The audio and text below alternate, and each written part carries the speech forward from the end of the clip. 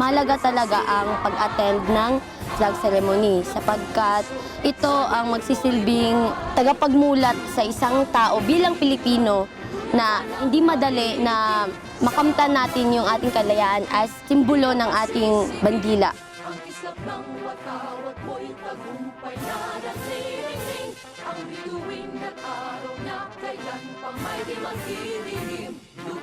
Sa sobrang dami po ng estudyante, hindi po lahat nakakover sa area po kasi maliit lang po yung space namin before. Aming ligaya na pag may mga api, ang mamatay ng dahil sa'yo.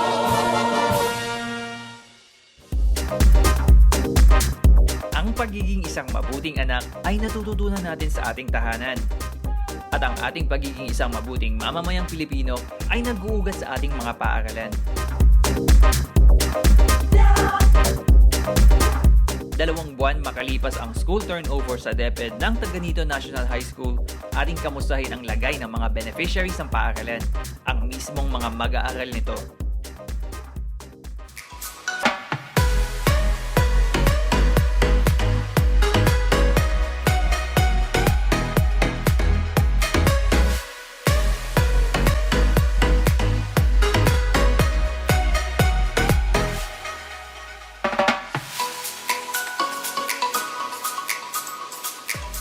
Ngayon po, mas maliwalas po siya, tapos mas plaster siya diri sa compared lagi sa una. Good morning and mabuhay, Miss Teras. Masarap na po mag-aral sa bago naming classrooms ngayon dahil nga po sa isang silid-aralan po ay hindi na po kami gaano nagsisiksikan. At saka po, kompleto na po lahat ng mga gamit sa aming paaralan. Kagaya lamang po sa mga reportings, meron na po kaming mga projectors, mga teachers po nagpapagamit na po ng laptops, at saka sabi niya po na yung mainit, hindi na po kasi mainit kasi nga gaya ngayon sa isang silid-aralan, less 40 students na lang yung pasok doon. So, hindi na po siya gaanong crowded. So, nasa estudyante na lang po yan kung paano nila pinapahalagahan ang mga gamit na binibigay sa amin po.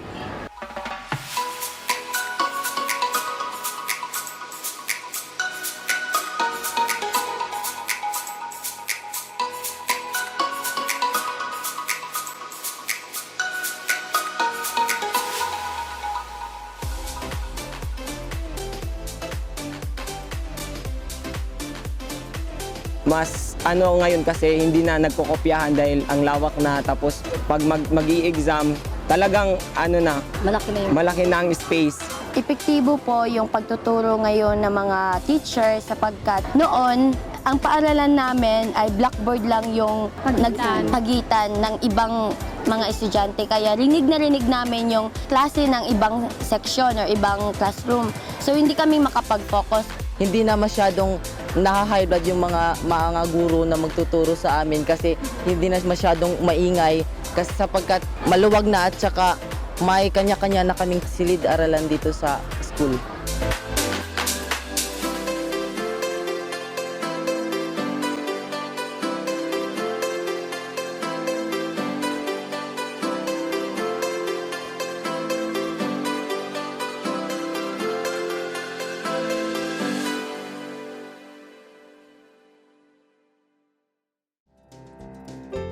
Education is the only thing that we have that nobody can take away from us. Kaya naman mga proyekto sa edukasyon ang mga pangunahing prioridad sa corporate social responsibility ng Nickel Asia Corporation bilang halimbawa na responsableng pagmimina. Dahil sa mga paaralan na uhubog ang mga pag-iisip ng mga pag-asa ng ating bayan, ang kabataang Pilipino.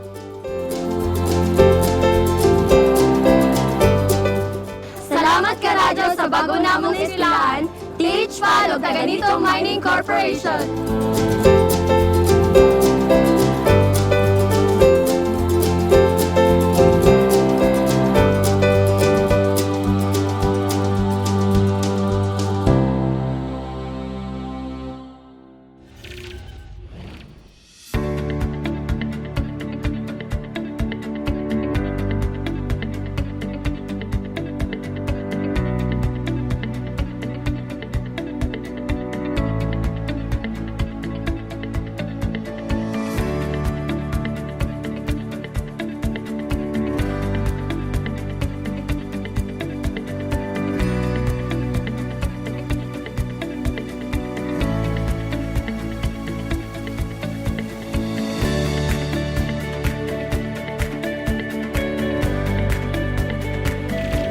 Can we just turn on your camera, please? All our cameras, please turn on your videos para makita naman natin yung beautiful post-Valentine faces natin, whatever that means.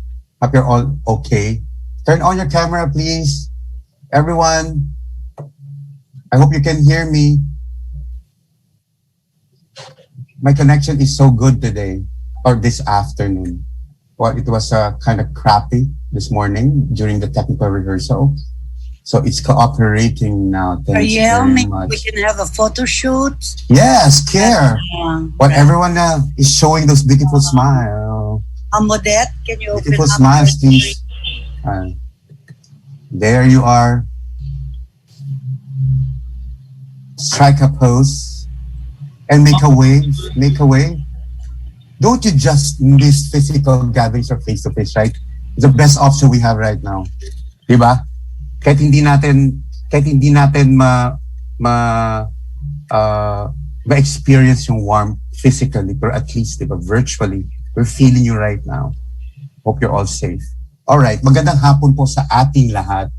Shout out po again dun sa mga nanonood sa atin sa Facebook live streaming. You guys can participate in the open perfect. Key in your comments or questions in the thread or the comment section of the FB live streaming.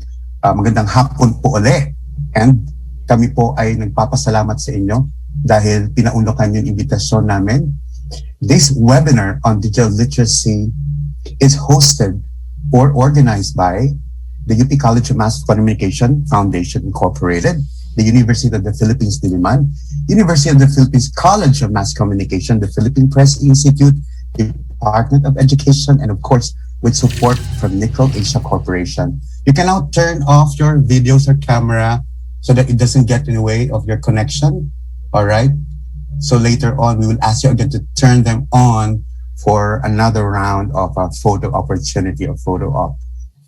The year 2020 was a very challenging year for everyone, both locally and internationally. It was when a new virus invaded the world and until today is continuing to spread. The World Health Organization, or WHO, identified the virus as severe acute respiratory syndrome coronavirus 2, which causes the disease known as coronavirus disease or COVID-19. The disease has crossed international borders that led the WHO to declare a pandemic.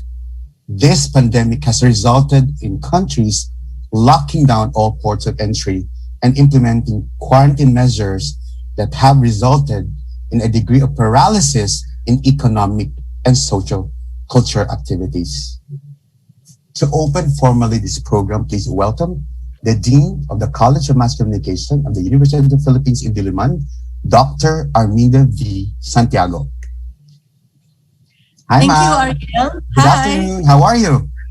Oh, I'm fine. Very Great. good. Yeah, I'm giving the virtual floor to you thank for your you. welcome remarks. Welcome, ma'am.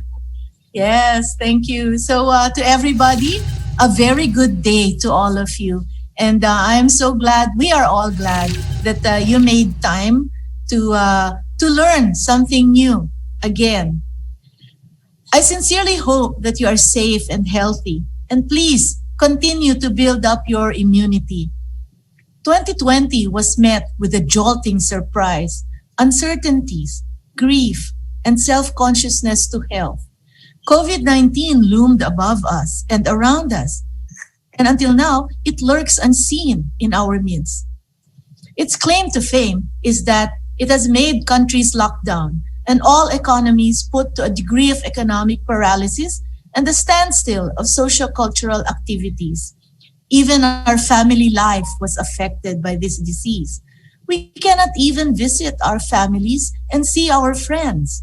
It has caused financial, emotional, and psychological stress to many of us and to our fellow people. The coming of the vaccine gives us all hope, in spite of it being a very cautious hope, because we still have to adhere to the health protocols while we await the much expected herd immunity that health experts and scientists tell us. In the Philippines, the education sector was greatly affected by this pandemic. Quarantine measures imposed by the government resulted in a suspension of classes in all levels for an indefinite time, which means that face-to-face classes, or sometimes called in-person classes, were not allowed. Our teachers had to shift their modes of teaching and learning.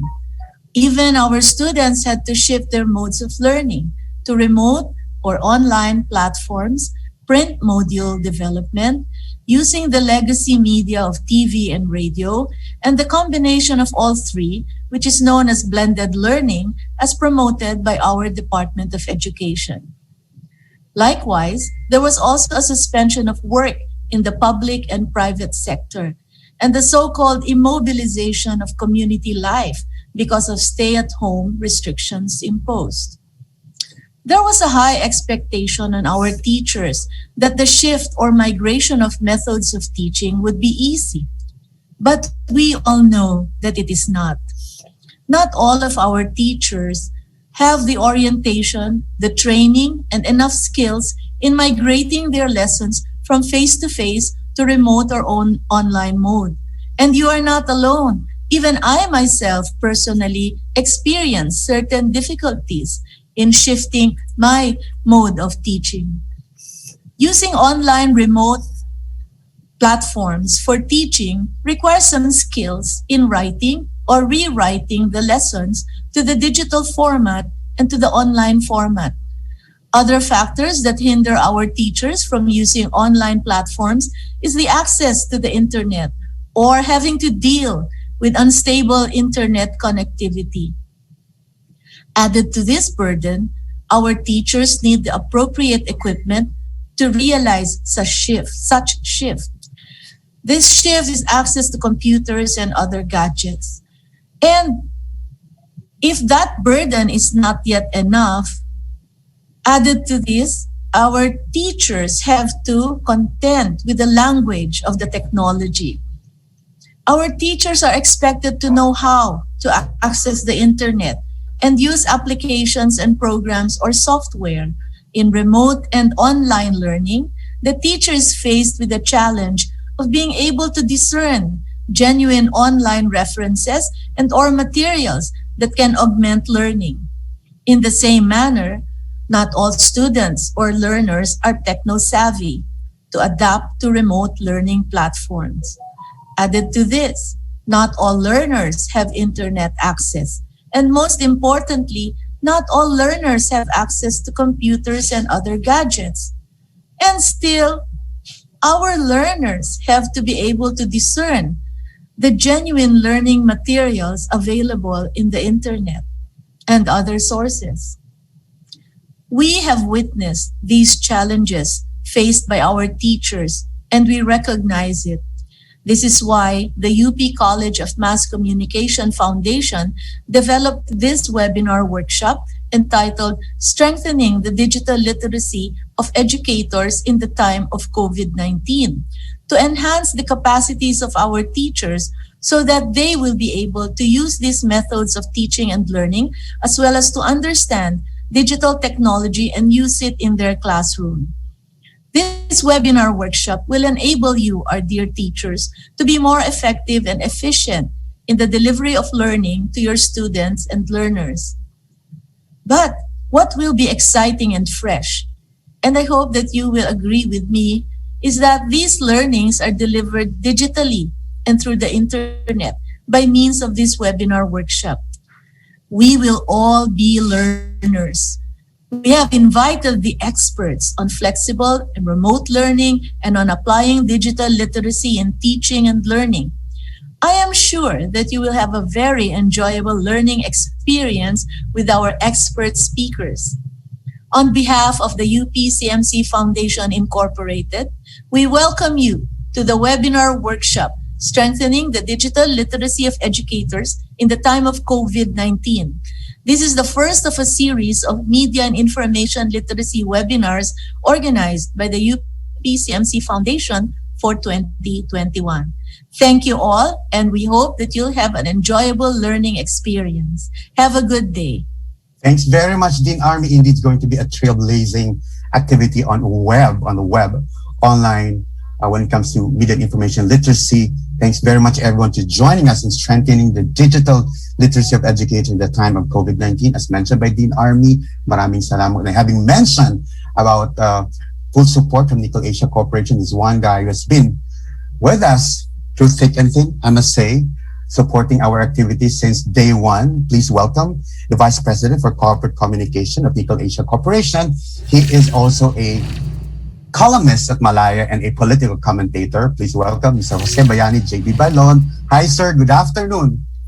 Good afternoon, Sir Ariel. Hi, sir. How are you? Magandang hapon sa inyo lahat. Dean Santiago and Hi, faculty Sir of JP. UPCMC, our partners at PPI, and of course, all the participants. My father was a professor of UP. Of course, he wasn't as paid well as the PASCOM faculty was. Because I even saw his paycheck. It was 200 pesos per month. Of course, it was the 1970s. No? But as a faculty member of UP, I remember one day he called me and my two brothers together. And he told us one thing. He said that all I and your mama can give you is a good education. He believed that talent, because he believed we had talent plus a good education and hard work would equal success. Come to think of it, I share in that belief. No? I think that they want me to share my video. All right. Frankly, I share in that belief. No? I think that I am here today speaking to all of you as a sponsor of, on behalf of Nickel Asia, as a sponsor of this webinar, in part because I am a product of the Filipino dream. A good education plus talent plus hard work gets you advanced. The question now, though, is how many of our countrymen do share in that belief? We need to improve their chances of living that Filipino dream. But it is critical for us to do that, to have educators who are up to the challenge. I remember my father in the 1990s traveling to Canada and complaining that the cable of the mouse was not long enough. He already had the mouse cable pulled to its maximum and he could not still move the cursor on the screen. It took his 4-year-old granddaughter to teach her lolo that the cable of the mouse did not have to be pulled to the ends of the table in order to move the cursor on the screen. How many of our educators are like my father, technologically unsavvy? Now, the pandemic opens up a new normal. We will never go back to what it was BC or before coronavirus. This is it. This is life moving forward. And therefore, Nickel Asia and myself do not have even any second thoughts whenever an opportunity arises to be part of improving the lot of educators in this country. And when, of course, the Philippine Press Institute and the UP College of Mass Communication Foundation call us for support for projects like this, rest assured we will be there first thing in the morning. Thank you. Have a good day. I look forward to listening into the seminar. Mabuhay. Maraming salamat, Sir JB. Stay safe. I too share that Filipino dream, Sir JB, quality education. And the question is our education keeping up with the challenging times? Let's hear from somebody from the Department of Education. He is the Undersecretary for Curriculum and Instruction, the Department of Education, who is going to give us a video message. Please welcome Dr. Diosdado San Antonio. Good day, everyone. We at the Curriculum and Instruction strand of the Department of Education are glad to be a part of this undertaking launched by the UP College of Mass Communication Foundation. Thank you very much, Ms. Risa B. Silvestre, the Executive Director, and Dr. Arminda V. Santiago, our President, for the invitation and the privilege of being with you in this very noteworthy endeavor. Of course, the Secretary of Education, Secretary Leonor Liling Magtolis Briones, has always been very supportive of your initiatives because she believes that effective communication is among the most essential requirements for effective public service. The need to navigate the digital world in a more effective way has been made more urgent and relevant during this COVID-19 pandemic, where most of us would usually work from home and spend time in the digital space, um, doing our work, attending meetings, even signing documents that are supposed to be signed by us. My fellow teachers and fellow educators who have opted to take part in this webinar on strengthening the digital literacy of educators in the time of COVID-19. I am also very proud and happy to note that you have all been able to demonstrate high level of professionalism and innovativeness as we attempt to make sure that the youngsters, all of us are have been mandated to serve, are provided experiences that will make them prepared for 21st century citizenship. So I hope that more of this endeavor would be pursued by the sponsoring organization because, as I've said, we cannot overemphasize the need for all of us to be fully digitally literate. Those who will refuse to embrace and be a citizen of the digital world will be left behind. So thanks again, UP College of Mass Communication, for this offering, for sharing your expertise, and making sure that we, my fellow teachers and school leaders, are equipped with a critical competence for effective digital citizenship. Mabuhay po kayo. God bless. Maraming salamat, Yusek San Antonio. Thanks very much, Department of Education. I think we're up to the challenge in terms of digital literacy. At this point, I'd like to call the Executive Director of the Foundation to give us the overview of the program. Please welcome Risa Silvestre. Hello, Hi, Risa. Ariel. How are Hi. you? Hi, take it away. Everyone. Welcome to today's webinar on empowering educators through media and information literacy, strengthening the digital literacy of educators in the time of COVID-19. This is the first of a series of webinars organized by the UP College of Mass Communication Foundation. Maraming salamat sa aming mga partners, the Department of Education, our media partner, Philippine Press Institute, of course, our JB with the support of Digital Asia Corporation.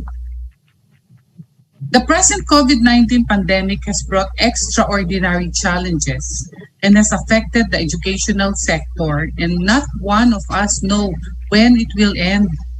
Every country is presently implementing plans and procedures on how to contain the virus, and the infections are still continually rising.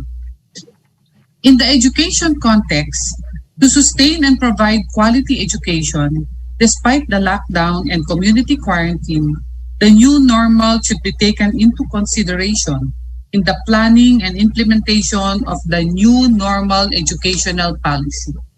Thus, for today's webinar, we have the following objectives.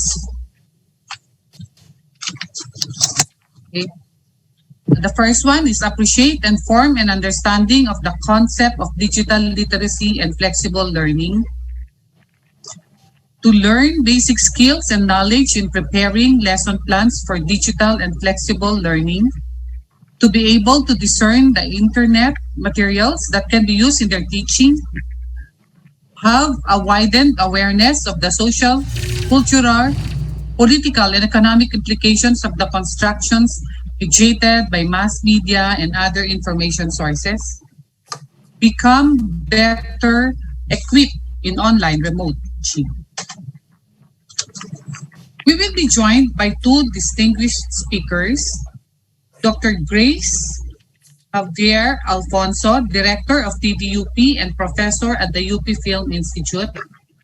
She will lecture on deconstructing the traditional classroom. a framework for digital literacy through flexible, remote, and blended teaching and learning.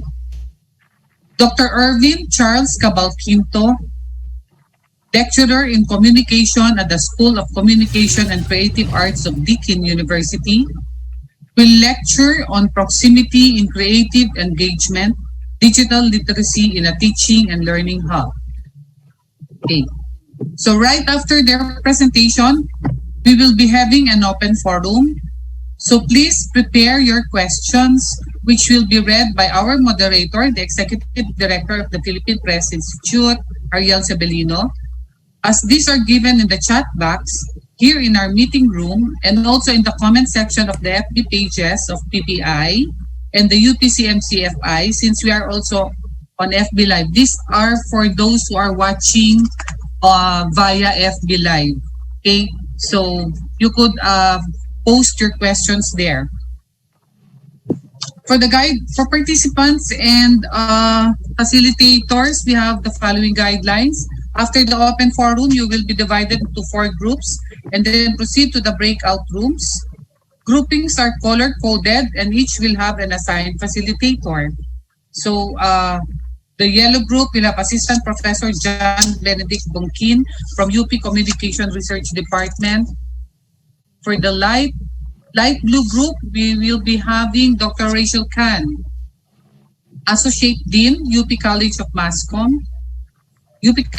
Communication. For the orange group, we will have Professor Lucy Tangi, Chair, Journalism Department. And the gray group, we will have Professor Linda Garcia, Chair, Department of Communication, Miriam College.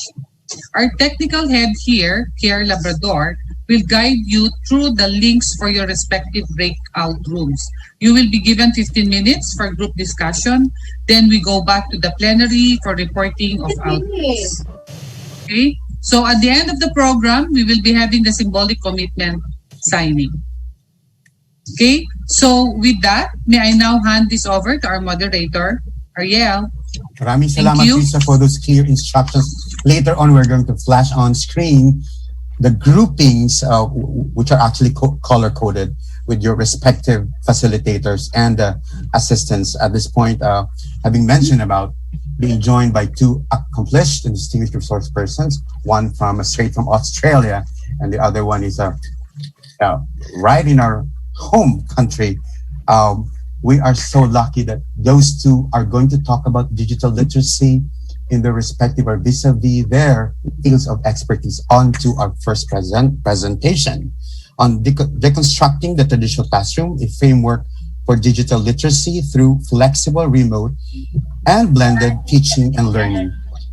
He is a multi-awarded artist, a painter, sculptor, filmmaker, director for television, film researcher, a multimedia artist, a film critic, teacher, and communicator. All her works have been for sending a thought, sharing insights, and telling stories. She is a true advocate for lifelong learning and technology-mediated education, particularly open distance e-learning.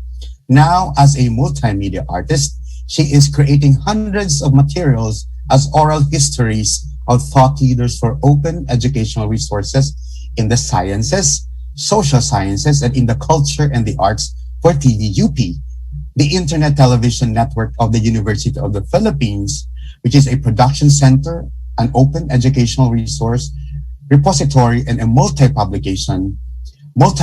publication system where she serves as executive director.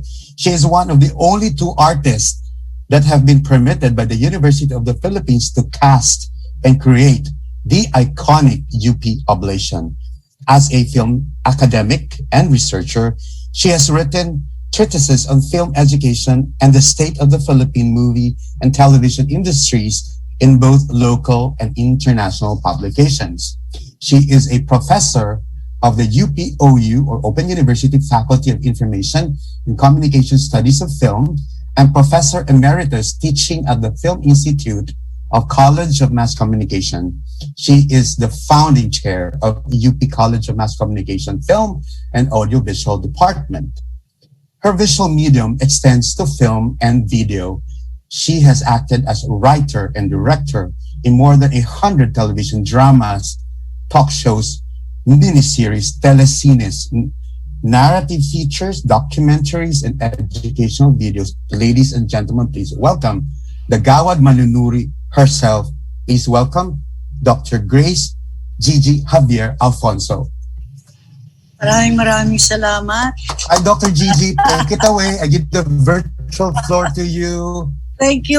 Napakaganda naman ng introduction mo. Thank you very much, Ariel. So, I'm You're so welcome. happy to be here. Kasama natin ang ating mga colleagues at ating mga kapwa-guro. At thank you for being here with us. And thank you for inviting me. So, may I share my slides? Pwede na ba ako mag-share po ng slides? Yes, ma'am. Yes, ma'am. Okay. Parang hindi ko makita. Tingnan natin.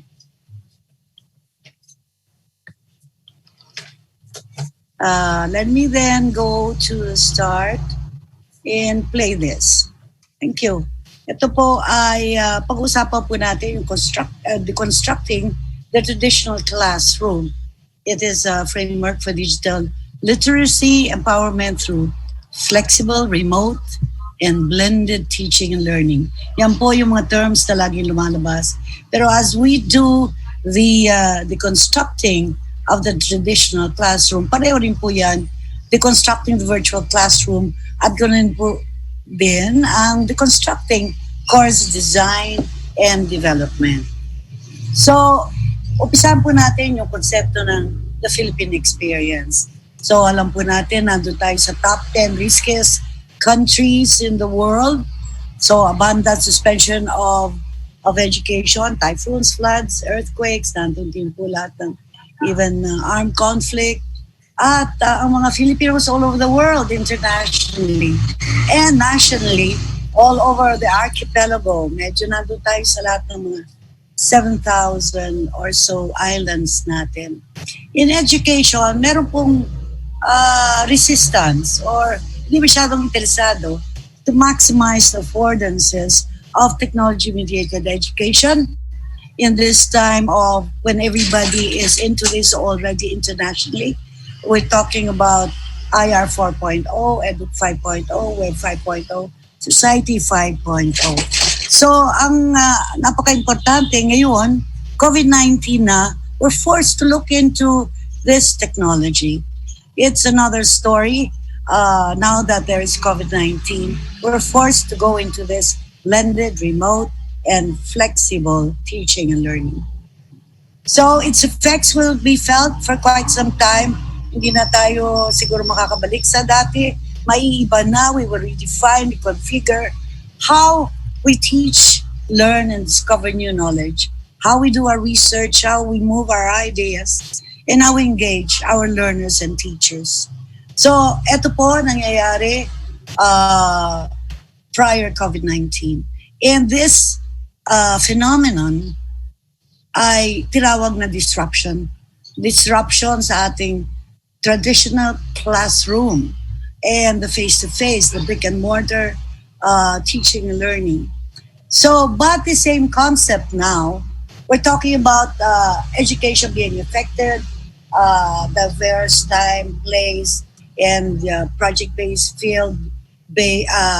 field exercises and data gathering and all this. So we have MOOCs, we have OERs, everybody's turned to flexible, blended, and a strong student ownership and lifelong learning. But this same concept of disruption is now what's being looked at as continuity enhancement and transformation of education.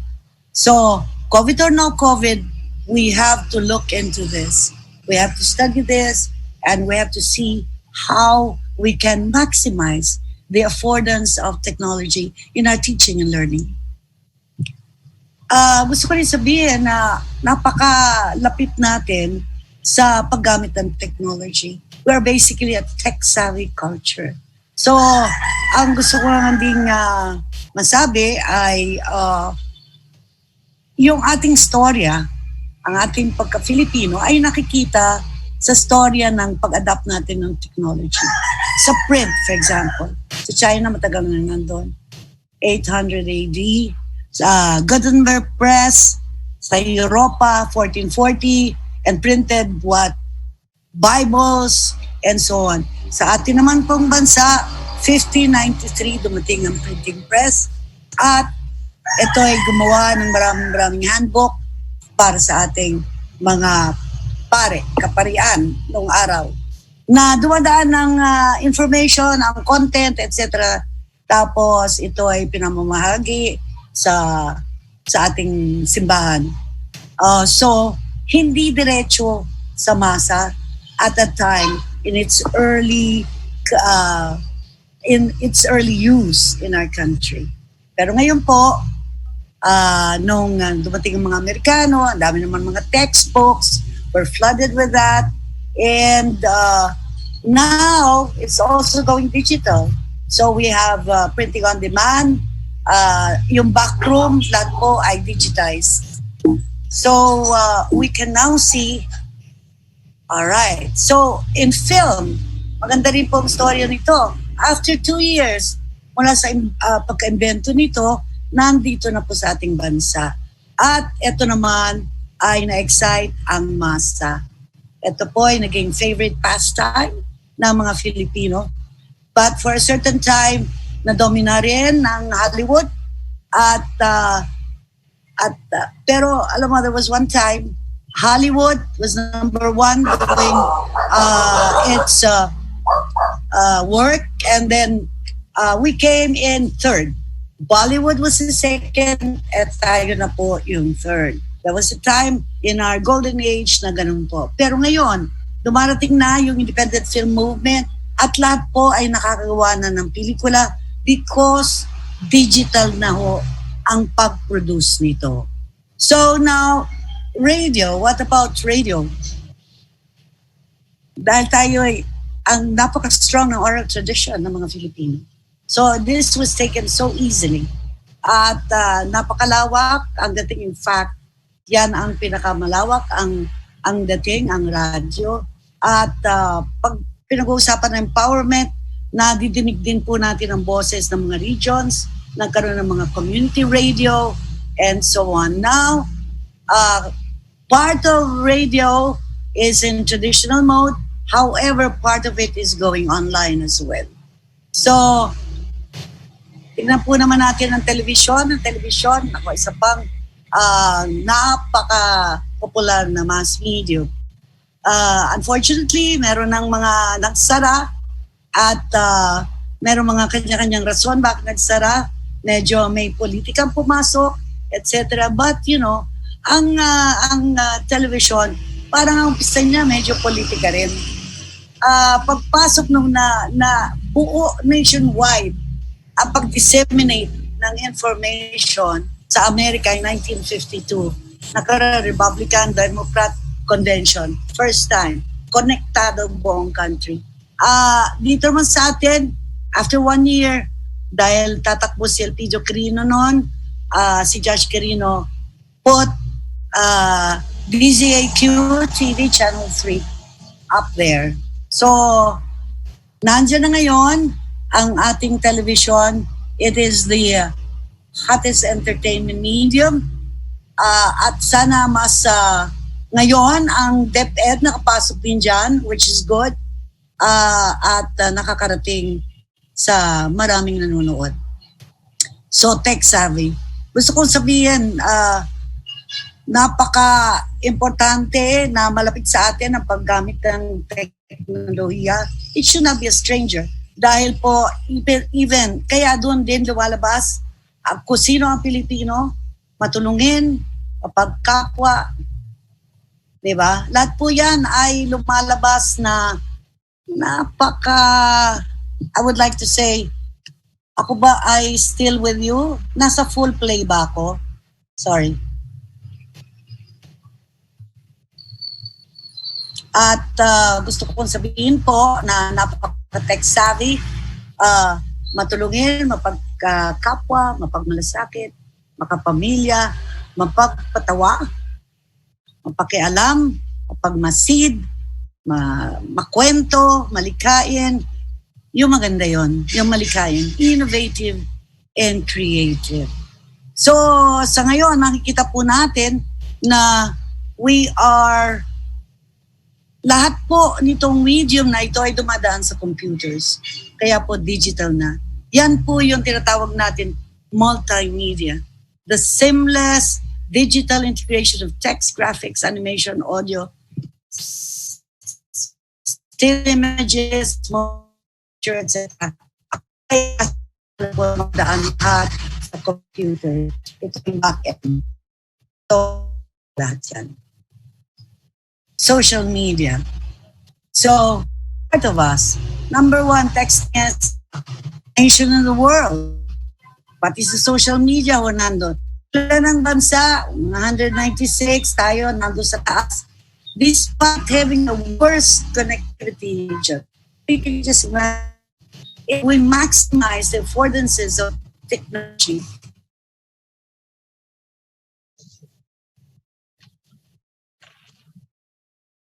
Ma'am Gigi. Ma'am Gigi, nakamute po kayo. I think she lost her connection. Nakamute siya. Nakamute siya. Baka she accidentally pressed it. Ma'am Gigi, please turn. Yeah.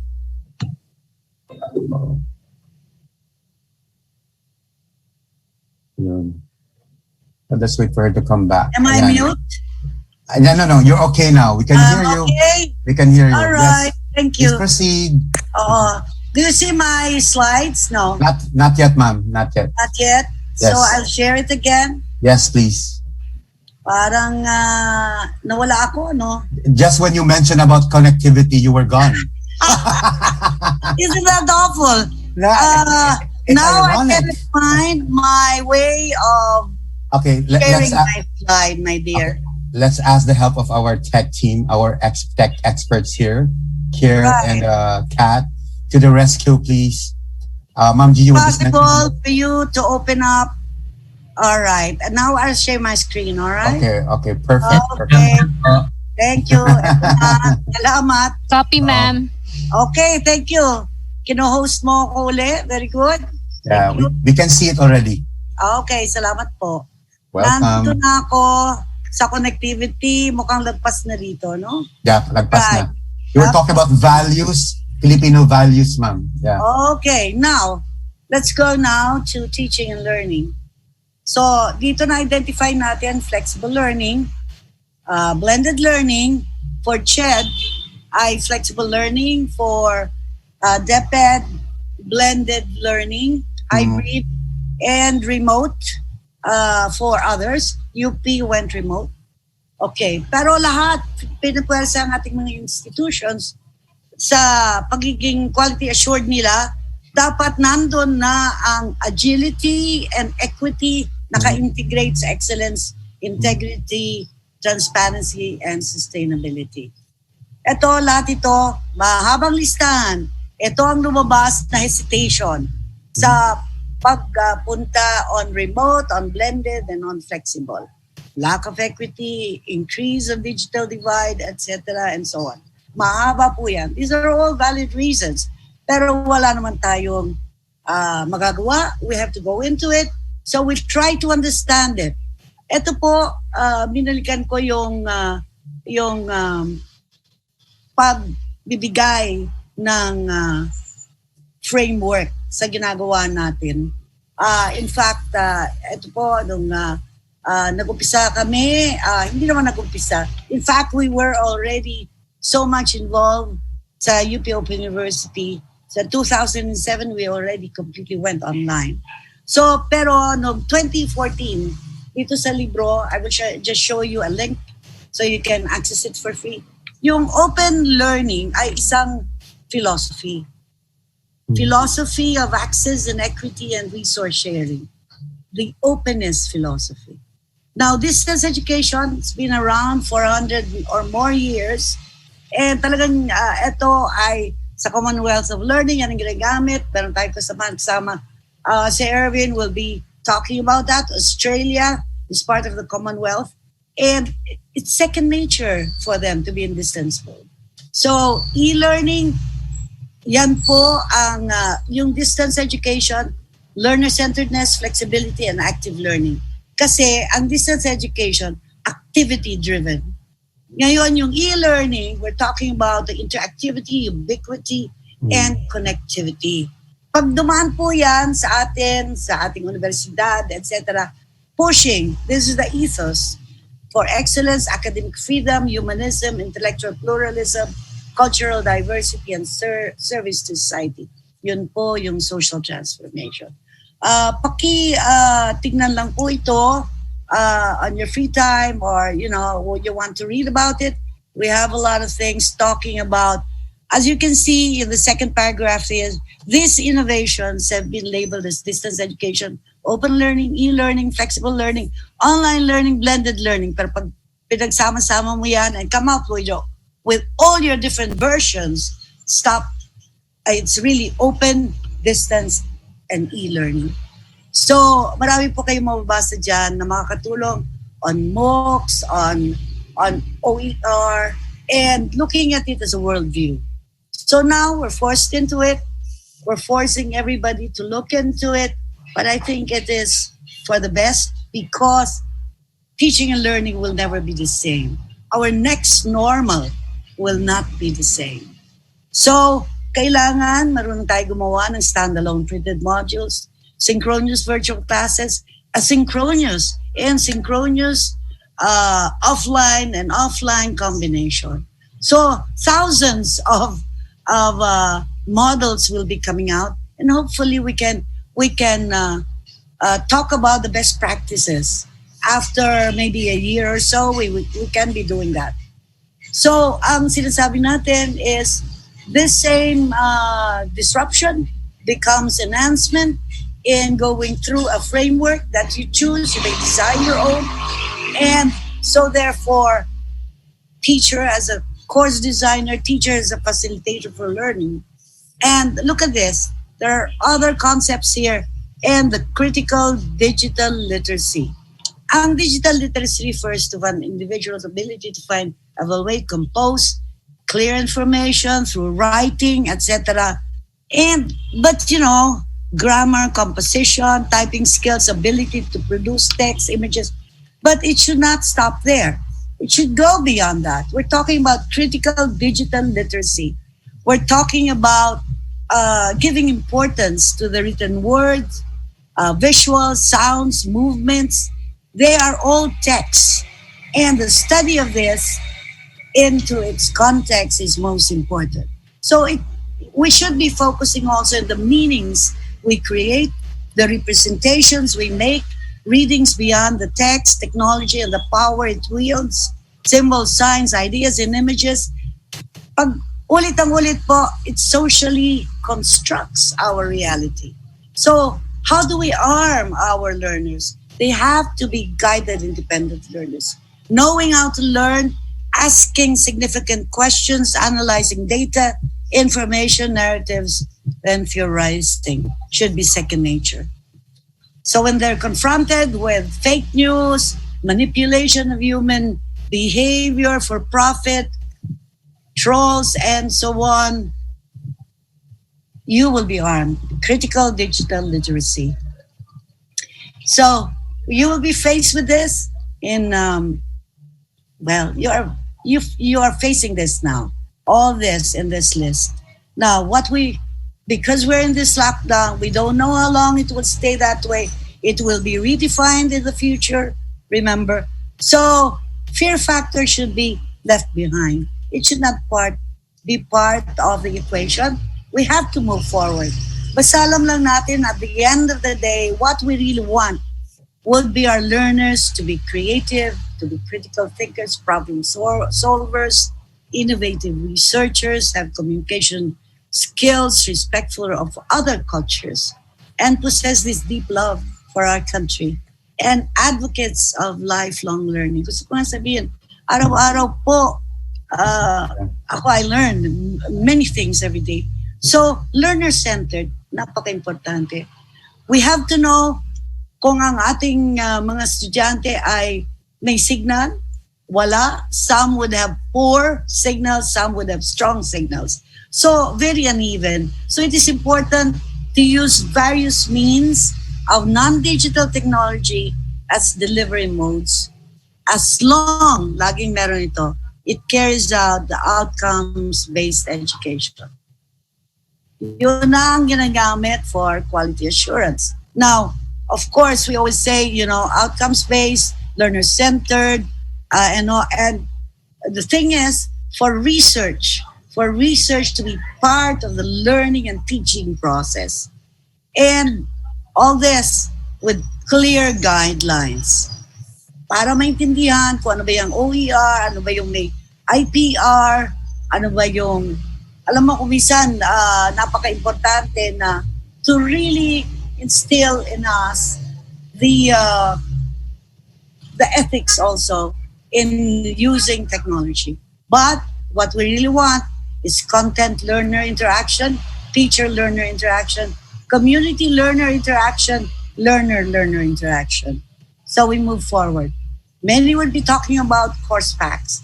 Some would call it another term. But what is important is we have detailed course guide, learning resources per study unit, study guide per study unit, and activity guides, assignment guides. Course structure, what is recommended would be modules, coming out with modules. And this is basic course structure. All right, Unit 1, Unit 2, and under that would be the number of modules. So yung lesson plan natin or syllabus is, we're talking about the start. That is the start, your lesson plan. Pero usually lesson plan, kung ano yung gagawin ng teacher. Yung syllabus natin, kung ano yung gagawin ng estudyante.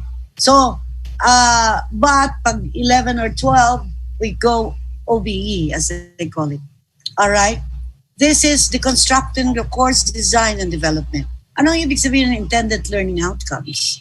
Yan po. Specific, measurable, realistic, learner-centered. And are they the same objectives? Yes. Pero it's written na learner-centered. What should learners know and be able to do? So we can go back to the taxonomy, right? And look at this, no? This is Bloom's taxonomy. And lahat po tayo nandito, alam natin ito. Pero meron itong tinatawag na bagong version. You might want to look into it, that you can use as a start of your active verb in your objectives and your learning outcomes. Ano po naman ang learning activities? Ito po. Okay, you identify the experts, you connect. Come out with the written books, etc., video lectures and video demos. Plan the learning experience.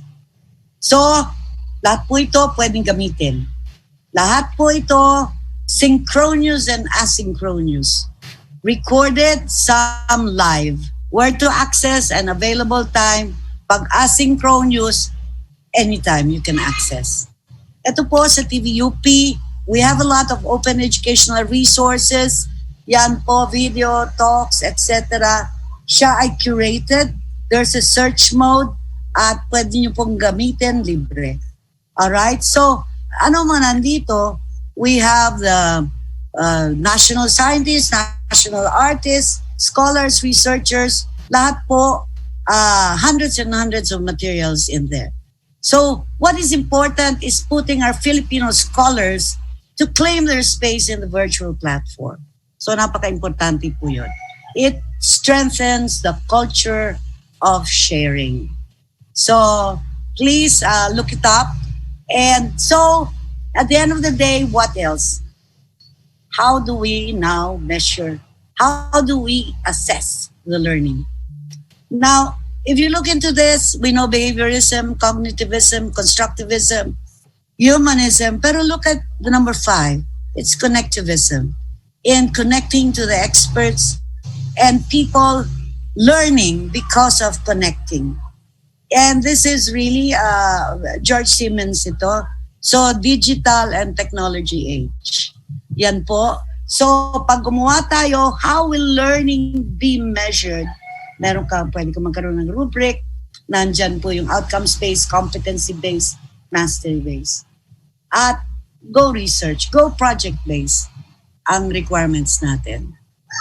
So, for guided independent learning, it's really knowing how to learn how to do research, high self-motivation, good time management, sick collaboration, innovative research should come in. Remember, the teacher and the student and the learner are co-creators of new knowledge. All right? So, take that away, crush that, and then we push for guided independent learning. Go multimedia in terms of research.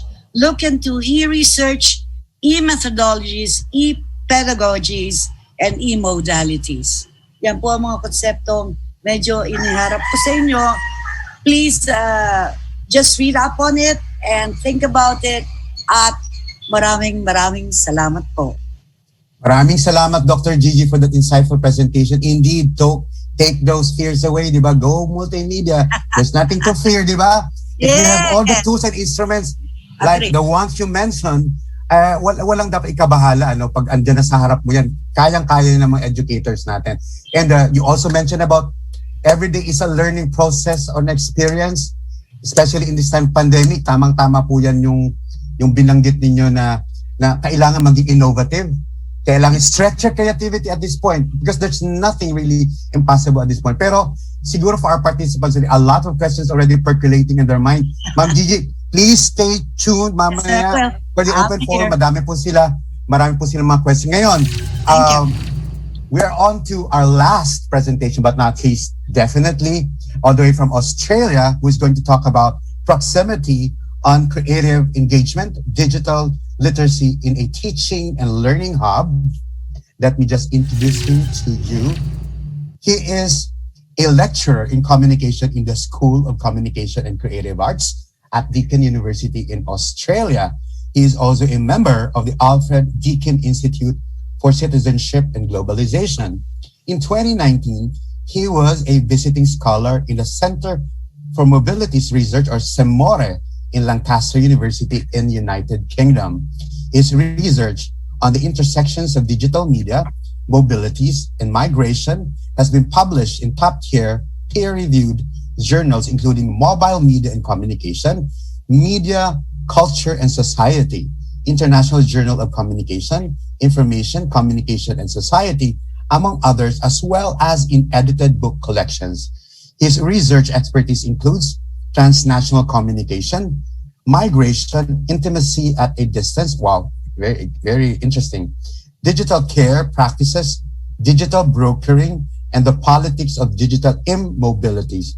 He is currently involved in several projects, including a research on aging migrants' digital media practices during the COVID-19 pandemic, digital care work for international students, and mediating social transactions on YouTube in the Philippines. He is completing his book entitled Mobile Homes, Family Life at a Distance in the Age of Mobile Media, which is part of the Mobile Communication series of Oxford University Press. Please welcome, we're so lucky to have him today, Dr. Irvin Charles Cabalquinto. Hi, Dr. Irvin, how are you?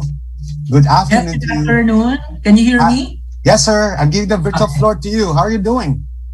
Good. So I'll share now my slide, is it? Sure. Thank you.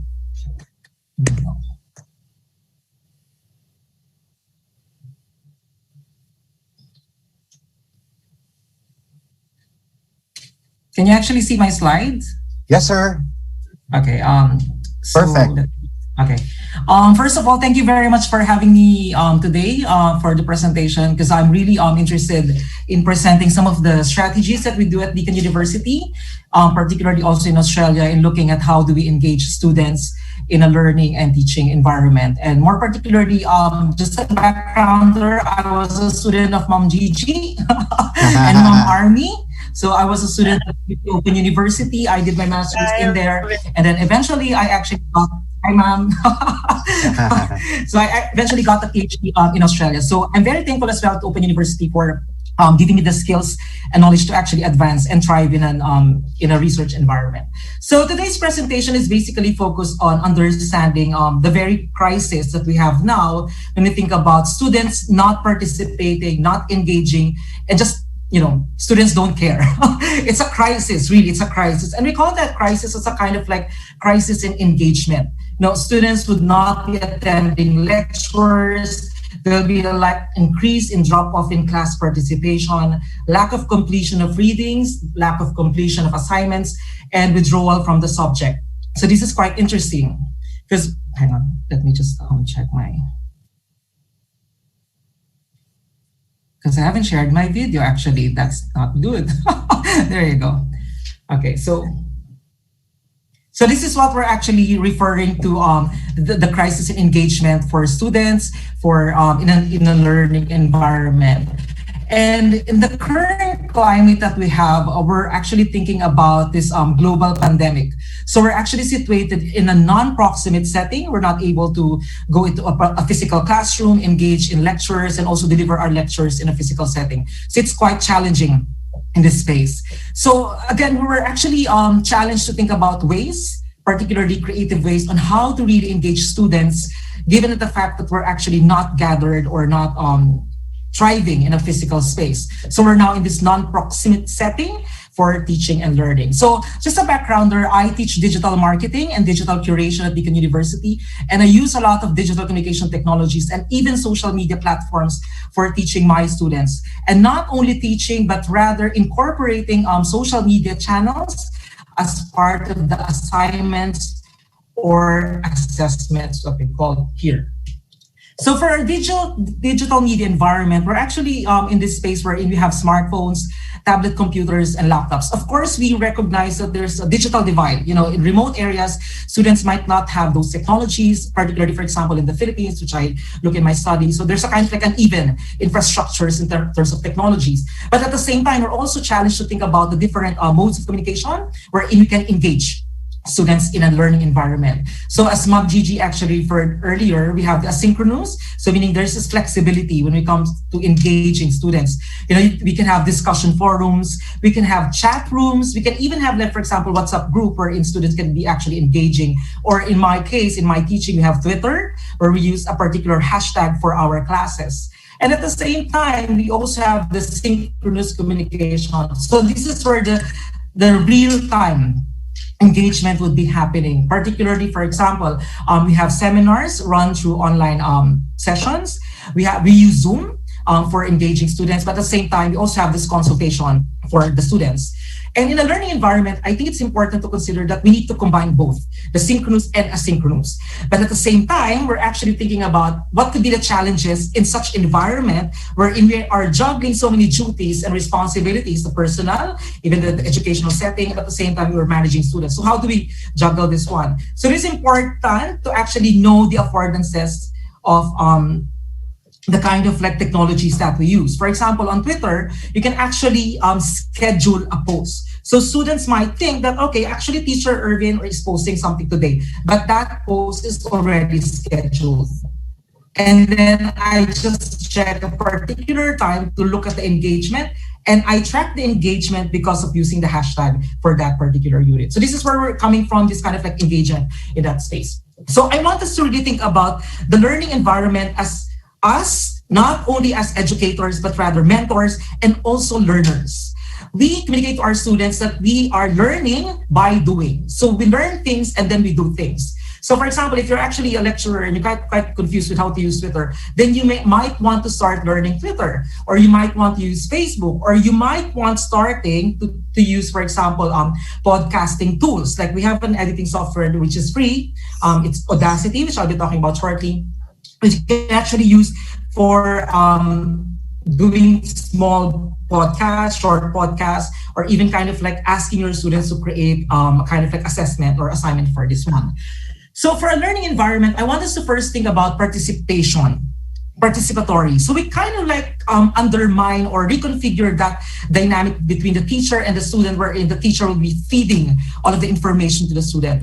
Why not we reverse? This is a kind of like narrative with flipped classroom setting wherein the students will be very active in sharing information. And we can actually adapt that to this kind of like environment wherein we can ask students, if you see an article, an image, a video out there, or even a meme, a funny meme that's compelling, why not bring it to the class and then let's discuss it in relation to the topic? So in this way, what students can actually be thriving in an online environment, tracking information, and then seeing information in a way that that information can be discussed or contextualized in a learning environment, such as, for example, class discussions. Another point that I really want to point out to my students, which you can actually also encourage them, would be this very personalized and creative approach in producing contents. This is where we're coming from. Okay, your assignment for this one would be kind of like a reflective piece on a meme that you saw or a movie that you watched, or even a kind of like exchanges that you have in an online space and how those exchanges might trigger kind of like an understanding of a particular topic. It's not only that kind of like personalized approach. You can also be creative because I'll be showing shortly some of the tools that you can really be using to engage with your students. The third point will be mediated. So we're now in this environment, okay, we're in a classroom, the classroom is still mediated because you have the books, you have all of these technologies in that space. But in the current or the 21st century learning environment, we're actually thinking about this hyper-mediation. We have different tools, and these tools are accessible online and even with smartphones, with tablets and computers. Of course, I won't say that everyone has access to these technologies because of the concern with digital divide. But at the same time, we're acknowledging what possible outlets or channels we can actually explore to really think about engaging students in mediated and take note mobile environment, that they're on the move, they're in their houses, they're in their residential areas, or you can be on the street, and they can be actually processing, accessing information and bringing those information to the classroom, which could be an online space. Practical and strategic. This is where we're coming from in terms of like teaching our students to hone their skills and knowledge, not because, okay, this is just a boring stuff, I'll be discussing this concept, this theory. At the end of the day, I won't be employed. So this is where we're coming from. What if we're actually enhancing the skills of students in terms of creativity? For example, in my class, I actually assign students to use Instagram to create curated visuals and produce their own contents for a particular social issue, and then create those images and contents in that space. First part of the assessment, you have to research a particular issue. For example, climate change. Okay, do research. But the execution for the final output would be a curated Instagram page wherein you have 30 images, 30 texts, and even a hashtag to kind of like talk about climate change. And this is where we're talking about portfolio making. I'll jump to the next, to the third point, I think, portfolio building. Wherein we're really encouraging students to actually think about creative practices, personalized practices, but also being strategic. But at the end of the day, they could be talking about, their own practical portfolios. Another approach in this environment could be the gamification, wherein you can actually ask students to produce stuff and then they earn points for each post or each content. And as I was mentioning earlier, we're not only thinking about synchronous communication wherein you have the online seminar like this, rather you can also have an asynchronous setting. For example, a Twitter page, they could be interacting in there, or Instagram, they could be interacting in there. At the same time, it's facilitating a sense of belonging or community. And this is where the importance of thinking about learning beyond the walls of the classroom, beyond the walls of a virtual environment, wherein we're really embedding and really training students to be strategic, to be creative, and to be aware of their environment. Because learning is obviously through the use of technologies or social media platforms, but also learning to be aware of what's happening around and contextualizing and grabbing those information and contextualizing those information in an education setting in a critical kind of like lens. Okay, before you kind of like jump and thinking about, okay, Irvin, I'm so excited. I want to assign students like, okay, you do a blog, you do a podcast, you do an Instagram post. Take note that before you run all of these creative, masterpieces in a teaching environment, you need to understand what could be your learning outcomes. So what could be the objectives? For example, communication. I want my students to be particularly with critical communication. So I'm teaching a concept this week, but I want them to process, interpret, and creatively execute that concept. So they might be producing an Instagram post based on their profile, and this could be talking about the concept that we discussed this week. And they can be actually curating a YouTube video wherein that video is related to what you discussed this week. So it's kind of like related to your goals. And then digital literacy. This is what I'm talking about shortly in terms of like copyright, creative design, and also distribution. So digital literacy, given they learn how to use technologies, you learn how to use technologies, you learn how to use the software, but at the same time, you're also thinking about the repercussions of grabbing and public information, putting it in your blog site without proper attribution. So in a creative environment, you can't just, which I usually tell my students, you can't just grab because it's fabulous. You can't just grab because it's beautiful, or you feel like there's no copyright in there. You have to provide proper attribution, which I'll be showing you shortly. And the third one would be critical thinking. Always, it is very important. You know, you can't just say that, oh, I actually know how to use Twitter. I actually know how to use Instagram. I know how to use TikTok. But at the end of the day, that's the platform. And this is a question of like, what content will you be putting in the platform to create or achieve something like a goal? For example, do you want to make an impact, addressing social advocacies, which I do in my classes? Or do you want to use a marketing campaign to address, for example, poverty? How do you actually think about these approaches? And the problem solving would also be related to thinking about the problems. Okay, so for example, in my class in digital marketing, there's a problem. There's a problem with marketing this brand. So how do you actually create a solution for that? So you can create a campaign, and that campaign would be discussing how to address those issues. And then you have the teamwork. So I know students hate teamwork because when you assign them assignment and they're like in a group, they're like, no, Irvin, someone is not participating, or they're not all participating. But I explain to them that in the real world, you actually have to work with people. And sometimes if you're employed in an institution, as much as you don't want this person, you have to work with the person because at the end of the day, you are part of the team. So you're kind of like learning this in environment. And as I was mentioning earlier, you need to think about integrating digital media channels in assignments, which I'll be showing shortly, and then assessing the submissions based on a rubric. I'll show it shortly as well. And thinking about learning environment in a very kind of like engaging, and there's that continuity that you let the students go out there and learn something from your classes, but also thinking about this plethora of information that can be actually grabbed, processed, and interpreted, and can be curated to address a particular outcome. So these are some of the platforms we can use for engagement. For example, we have Padlet, Kahoot, and then we have Mentimeter. I know Mentimeter you have to pay, but I think Kahoot could be actually used for free. So you can set up quizzes. We can actually have this interaction, and then students could be texting their answers to you, to the screen. So that could be like a game show, if you like. So that could be really engaging for them. And then you can use those responses as prompts in your discussion. So this is where we're thinking about dialogue and participation. It's not only the teacher who's actually talking, but rather the students are participating. Take note. Okay, so usually we're actually asked to deliver lectures, right? What we might actually do in a teaching space, for example, in a non-proximate setting, you can record for a 15 to 20-minute video of the concepts. So you just record yourself with a PowerPoint, make it sure that you're engaging, and then you run a synchronous meeting or interaction wherein students should be watching the video before joining your class, and then you can start a discussion. So that synchronous engagement would be more of like activities. You divide it into groups, assign them to do infographics, use memes and stuff like that, and even use Kahoot in this space. Another stuff that I teach for my students, we use WordPress and Audacity. So we ask students to use WordPress as the space where they can put their assessments or assignments. For example, they'll be asked to produce a 1,000-word essay on their chosen topic in relation to my discussion every week. And then they have to embed photos, videos, and even podcasts. So this is where the technicality would be coming in. Because you're actually learning, you as a learner, but you're also teaching the students to learn something that's valuable when they start moving into the real world. Because they might be asked, for example, if they're employed in this particular institution, do you actually know how to manage our Facebook page? Then that student might be able to work in that space. Or do you know how to create creative contents for this narrative, for this group? Then that knowledge could be coming in because you're learning in that space.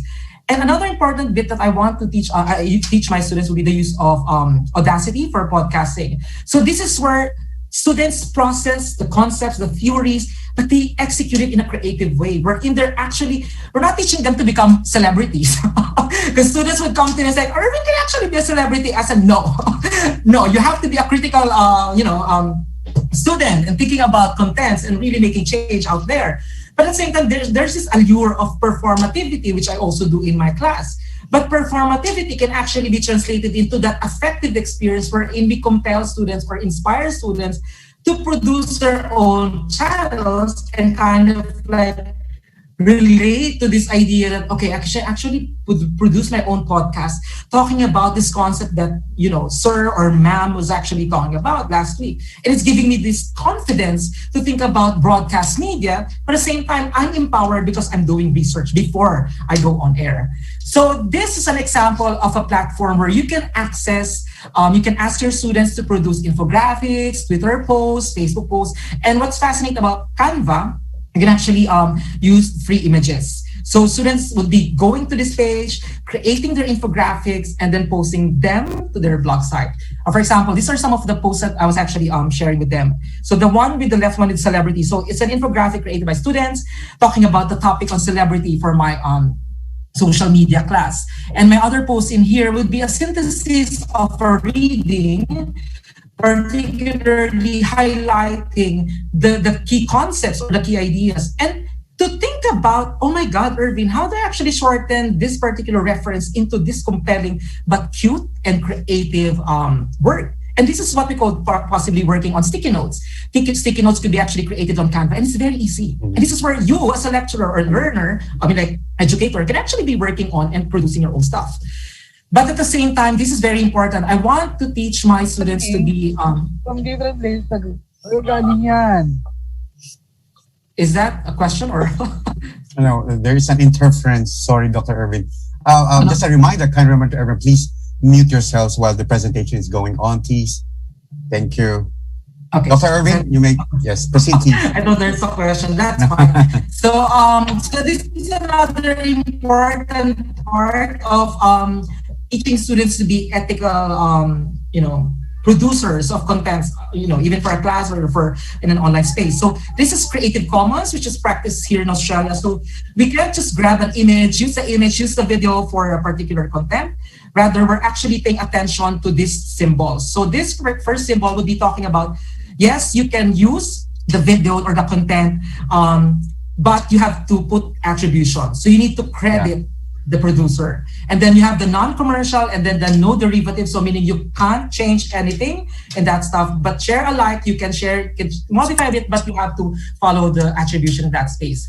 I provided a link in here wherein you can actually access a lot of images, free images, where you can point your students to this space and they can actually access images and they can embed the images. And for example, you're thinking about assignment that would involve blogging. So you can search in there. For example, I search iPhone, those will be the images, and then I'm given with this one. So as you can see on your lower bottom part of your screen, you can see that there's a word copy in there. That would be the attribution for this image. So if you have a blog site, I would really encourage you, if you're a lecturer, educator, start working on your blog, you can actually just copy that text and then embed that in your blog post as part of, so that text should be the caption of the image, not part of the blog post, but it's a caption of the image. And then you can have a blog post in there. So this is an example of that one. So when I click those words with hyperlink, I'm directed to the actual source of the image. This is another important platform, Unsplash. It's free. I use this a lot in my, obviously, even here in my presentation. I just search for images. For example, this one, I love koala. So I search a koala. There's a popping photo of a koala. Download the photo, and then on your there on the screen, you can see that say thanks. You just copy that attribution, and then you paste it your stuff, which is an example of this one. So you have the koala photo by David Claude. on Unsplash. And for podcasting, this is very interesting because you can open an account on SoundCloud. It's free, and you can access free music. And YouTube has a lot of free music as well for those who are interested in podcasting. So again, this is the thing with creative practice, wherein you have to design an assessment or assignment wherein you want that creative skills to be developed, communication skills as well. But the creative thinking and the critical execution would be coming from research. So you ask the students research, engage with your presentations, with your discussions, concepts, and then by the time you ask them to do an assessment or assignment, you're actually teaching them, okay, you need to produce a podcast for this one. It's gonna be fun. It's gonna be challenging for them, for you as well if you're learning. But this is an environment wherein we're learning by doing. We're actually learning things by doing things. And for the assessment, the assignment,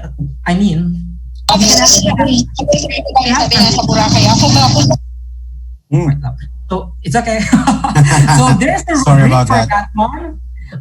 You can actually think about the rubric for your assignment by highlighting that what they do with digital media channels or social media channels would be incorporated to the assignment. For example, if you ask to produce a blog post, 1,000 words with referencing, but also requiring them, you need to incorporate 3 images. So if they get the images from Canva, they should put an attribution for that, or they can actually get images from Creative Commons or Unsplash.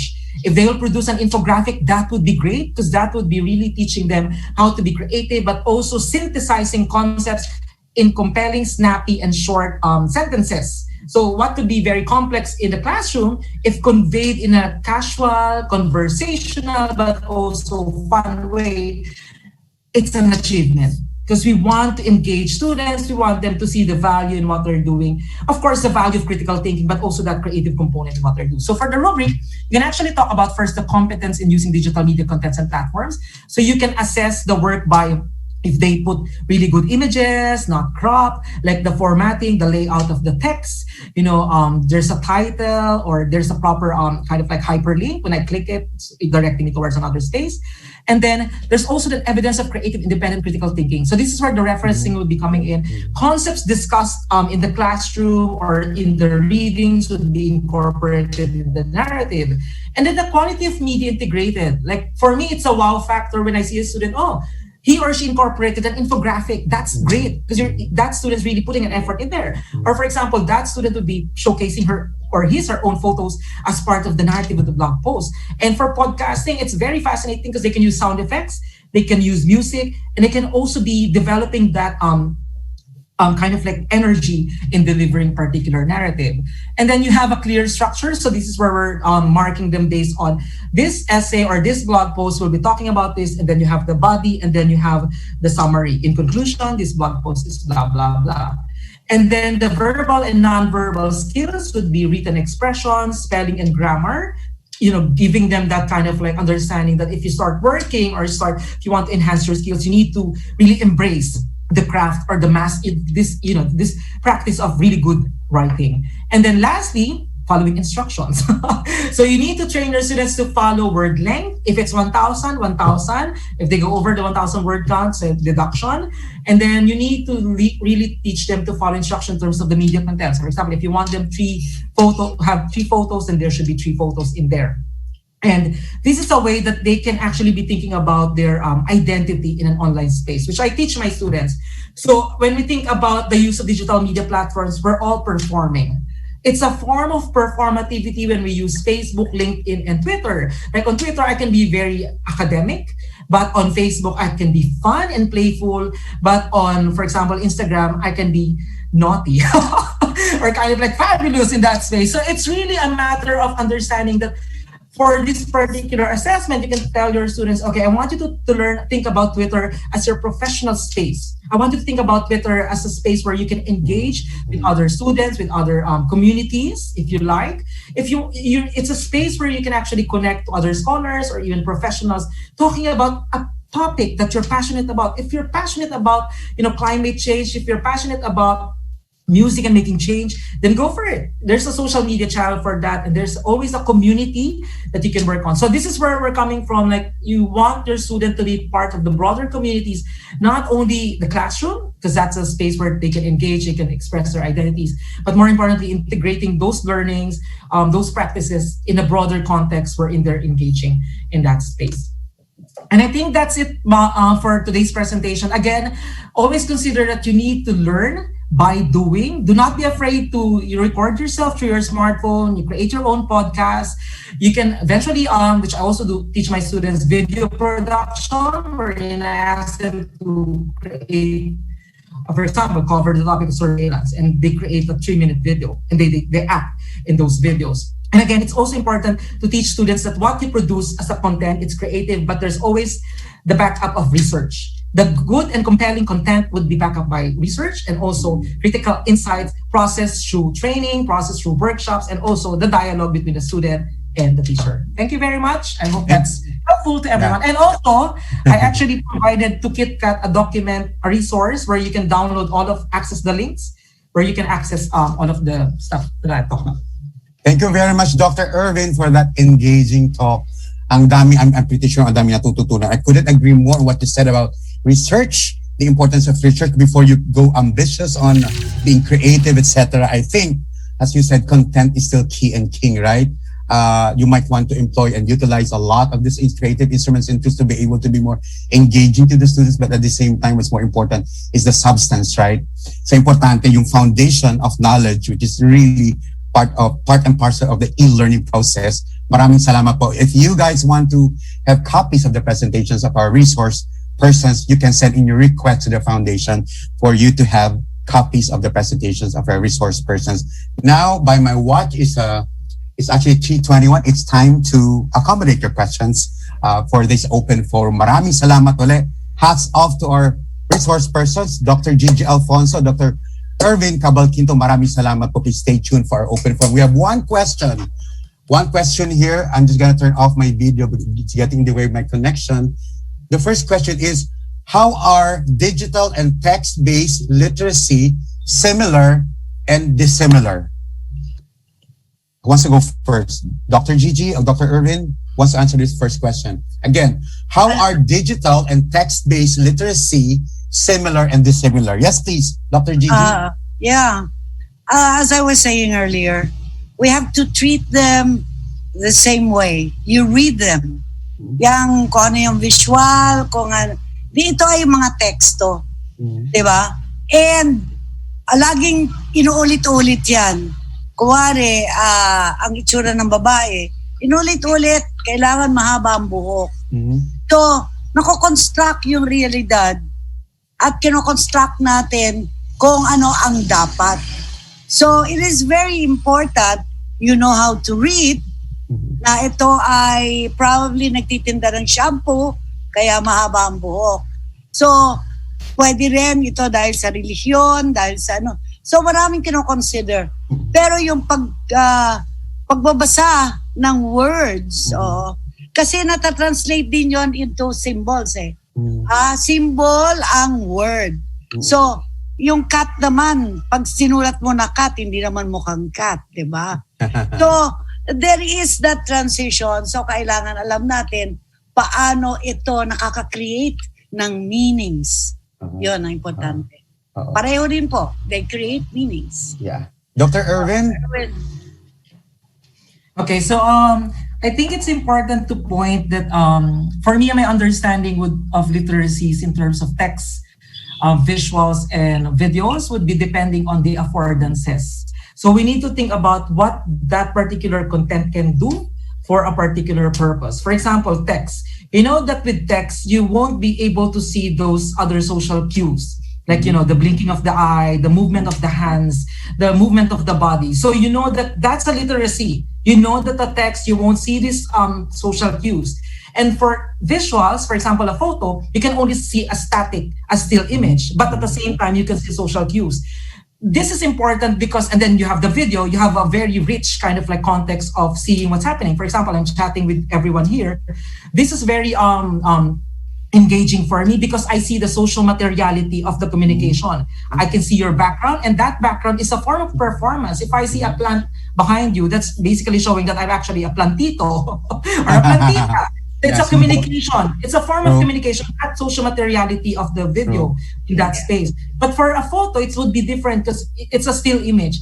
And this is the reason why some people would be choosing to use text rather than video. Because, for example, I don't want to show that I'm actually mad. So I'll just say to you, I'll say an emoticon like hug, hug, hug. But in fact, I'm actually not happy and I don't want to show that through the video. So that's a form of literacy. What content should I be using to communicate my purpose, to kind of like address that environment and to make sure that I'm not offending it's a form of managing your identity first, managing your emotion, and managing the context. The problem with photos, for example, on Facebook, which with my own research, people interpret that because of the relationship with you. And that's a form of literacy. For example, if Ma'am Gigi will be posting a photo of the trophy, oh wow, I love it, Ma'am Gigi, that's an achievement.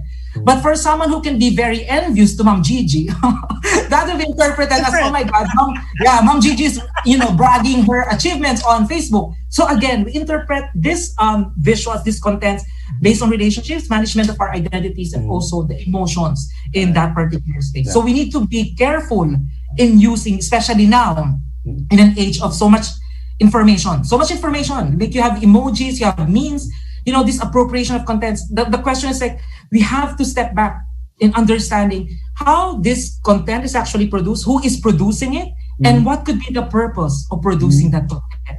And that's a very powerful thing because communication can actually be undermining and polarizing. Dr. Irvin, that's very interesting reply to the question. How do you strike a balance between text and non-text? Meaning, do you go text heavy or do you go illustrative in terms of, presentation of let's say of any reality for that matter, as you teach, as educators teach the students? Yeah, so it's important, for example, if we're talking about, it depends on your purpose. For example, in an interpersonal communication, for example, it would be a different story if it's a friend and friend communicating. They can be very casual. They can be exchanging emojis, stickers, and all of those things. But if you shift that communication in a teacher and student setting, it would be different because we know we have to be ethical in a certain context.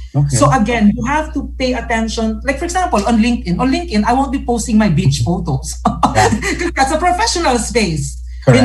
But on Instagram, I can post the photos of my food, the photos with my dog, and all of the personal stuff. But for example, for educators, that's why sometimes some of my social media channels are on private because my students will be following me in there. I won't approve that because I'm also kind of like controlling or filtering the kind of like performance I want them to see as a professional. But it's a different story in Australia because we're quite and in the Philippines, it's very connected. I'm going to ask about the digital literacy in Australia later on, but here's another question from somebody on I think on Facebook Live or in the meeting room. How can we develop a plan with a general tone that builds on students' strengths that promotes strong literacy rather than correcting deficient literacy? Ma'am Gigi, you want to go first? Lady first? This is actually, as a teacher, kasi naiba yung role mo eh. You become a facilitator for learning. Hindi na ikaw lang all the time ang expert giving them content, but you are now inspiring them.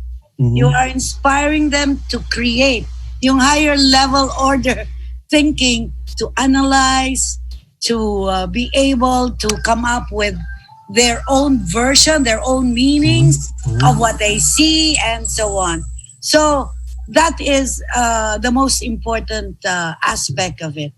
I'm sure Irvin has something to say about that. Pero meron isa pang question dito tungkol sa gamification. Gamification. And I think this is a very important thing. Let's read this. Sige. Let's read this question for both of you, addressed to Dr. Irvin, but to Dr. Gigi as well. For gamification education, there is research that states that it is about presenting order in a complex digital system and creating players who fit into that system of order. How would this be related to education? You want to go first? You want to go first? Do you want me to answer the first question? Or the Okay. Please answer the first question on developing a plan, sir. Yes. Yeah, so in developing a plan, as an educator, you need to establish what are the learning outcomes, what you want your students to learn. That's very important. You can't be just overwhelmed with, I think I'll put Instagram. I think tomorrow I'll ask you to meme, or tomorrow you do a podcast. Because the student will say, oh my God, so ma'am or sir, why do I need to do this? Do you want me a YouTuber? I'm doing a research on YouTubing. So everyone seems to be, wanting to be a YouTuber now.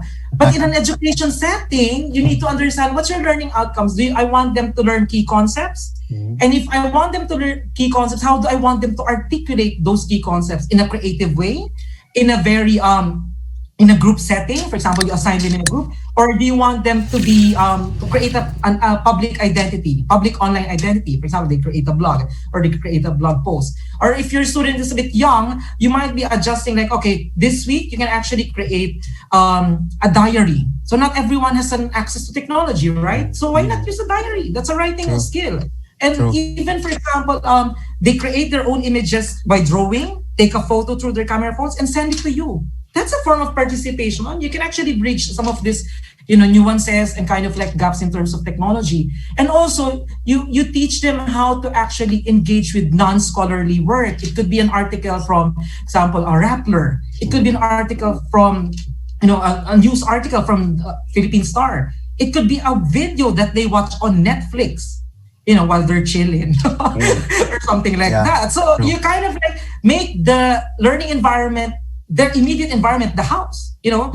For example, why not ask them to create a narrative on their experiences of lockdown and their use of digital media practices? Correct. And you as an educator, that can actually inform your research, because you can actually reflect on, I can actually study how students are using technology during the lockdown and what are the opportunities and challenges that might inform the Philippine, policies on technology and stuff like that. Again, structure, learning outcomes. Babalikan Very ang true. learning outcomes. Yeah. Dr. That's Gigi? Yeah. important. Yeah.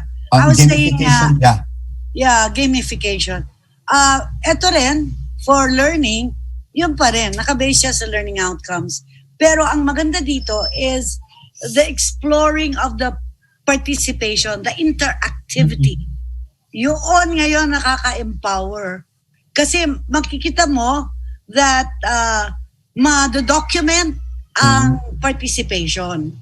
So this is also a very good way of doing, kasi activity-driven, remember? I was saying about all our courses should be activity-driven.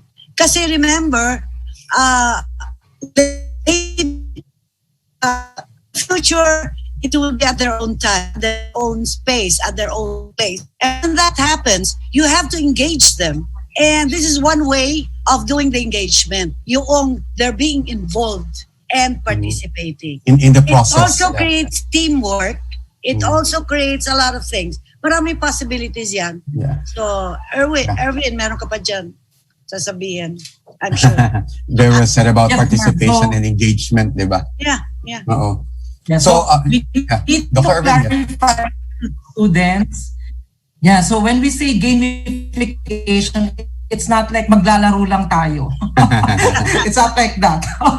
So the play, the laro, should actually be tied to concept discussions, creating examples, and being aware of, for example, case studies. For example, you're actually asking students, this week you need to do this. If you do this, you get this point. So at the end, you can say that although it's not required, but you get bonus points. Yeah.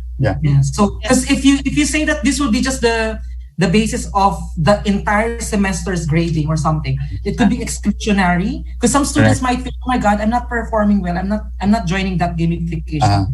There's this the tendency in an education setting. There's a star student who would be overshadowing the rest. So as an educator, you need to manage that.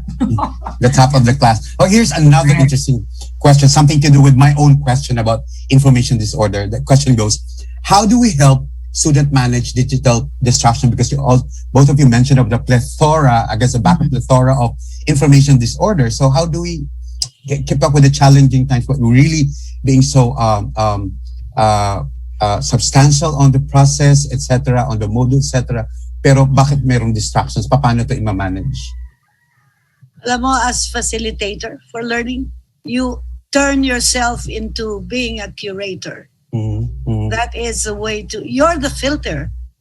You're the one who will put together resources that you will help your students hit the learning outcome. And also when you give the requirements and you give them the rubric on how they will be assessed, and therefore they would have this discipline to be able to filter through. Oh, by the way, when you talk about OERs, for example, millions na ang nandyan. When you talk of MOOCs, massive open online courses, thousands and thousands of MOOCs, they're there for free. But your institution, you're coming out, if they get a diploma from your institution, this is the way to do it. And you as a teacher, your responsibility is to make sure that your lesson plan, you're guided by your lesson plan. You're guided by your syllabus. And you always have to go back to that. So it's really curating all these resources that are all messed up there in the internet, in the World Wide Web. Correct. That's one way to fight or combat this information disorder, right? Correct. Disinformation, malinformation, a lot of faulty information. Yeah, Dr. At Irvin? saka nandun talaga yun, realidad yan eh. Correct, Kahit agree. sa real world, we have the fake news, we have everything. Correct. So you just have to arm our learners for critical digital literacy. Very well said. Dr. Irvin? Yeah, so I think in terms of like really teaching students in a learning environment, first things first, you'll have diverse attitudes when it comes to learning. So someone would be very active, some would be not active, some would not be participating. So that's the crisis of engagement will be, how do we actually help those who are not participating, right? So in that space, there's always this challenge for the educator to kind of like think about strategies, how to engage. So to engage the students, I think it's important to establish that the value that they'll be getting. I mean, like it's not actually a good way to say that, you know, it's like a customer. It's not like that. But there's this idea of the value, that the value should not be kind of like an economic value, but rather the value of critical thinking. Okay. To be able to participate in a society wherein we're now actually challenged to process a lot of information.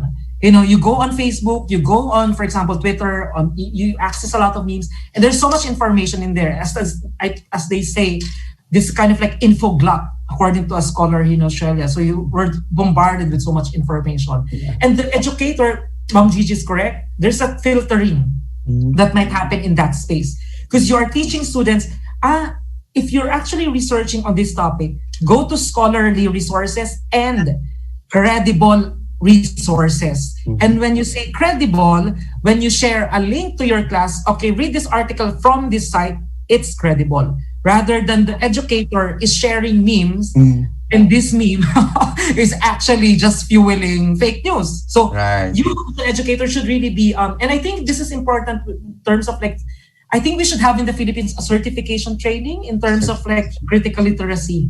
Like if you're actually certified, you went through the process of filtering, you know, where to get the information.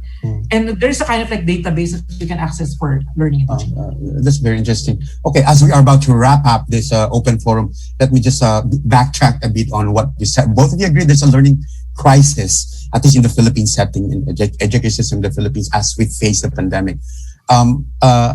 What is it all about? Is it all about connectivity and equity, meaning equity, the lack of access to information? What do you say about this? Because this was pretty much also brought forth in a webinar I also moderated like weeks ago.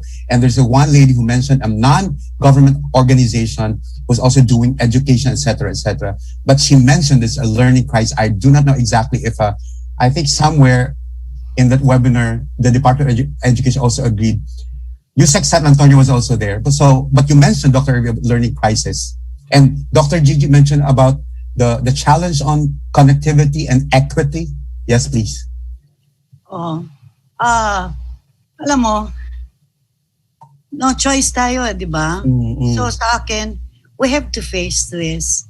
It is not as if we don't have answers to this. we can solve this. And I'm very hopeful that we'll do our part, no? In terms of management, yung ating mga institutions, yung ating policymakers sa institution natin, tayong mga guro, napaka-importante. Kasi we're turning ourselves now to be content creators. Content we have providers, to. curators. We're really, we're teachers who will facilitate learning. Hindi na tayo ngayon just lecturing and lecturing. True. Can you imagine? So, ang role natin is to make sure that our students will not be left behind. Alam natin na iba-iba, very uneven, walang signal yung iba. So we have to push our institutions to have all forms so that the student, kahit wala siyang connectivity, ay kasama pa rin siya. So meron kayong standalone na written, meron kayong digital TV para doon sa mga walang signal, hindi makadaan sa internet. Ang solusyon hindi lamang LMS, if you buy Canvas, you buy all this, and Moodle, etc. Hindi ibig sabihin meron ka na kaagad solusyon. Sabay-sabay po ito para merong equity. Kasi ngayon, yan ang importante for quality assurance in an institution. Yeah, sure. So, sabay-sabay po natin itong gawin. Bigay natin ito sa ating mga estudyante. Lahat ng ginagawa niyong written, meron pong use yun. Kasi for those who not have signal. Diba po? Yung ginagawa sa TV, meron din role yon. These are all resources. Yung tinatawag lang flipped classroom. Lahat ng resources nandun. Lahat ng resources you can find somewhere. Pagdating sa synchronous discussion, tatanungin nyo na lang ang inyong mga estudyante, ano bang hindi nyo naintindihan? Dito sa lahat ng ibinigay namin sa inyong guides. And that's where you use your synchronous time. So, kasi yun yung actual time eh. Pero, pwedeng optional yon. Kasi, what about those students na hindi makapunta doon? Correct. They should not be left behind. True. That's education. Nobody should be left behind, right, Dr. Gigi? Yes, Dr. Irvin. It's a right. Education is a right. So. Yes, it should be inclusive, diba? Yeah, Dr. Irvin. So, it's actually interesting when I compare Australia in terms of the education setting and the Philippines. Yeah, I was about to ask that.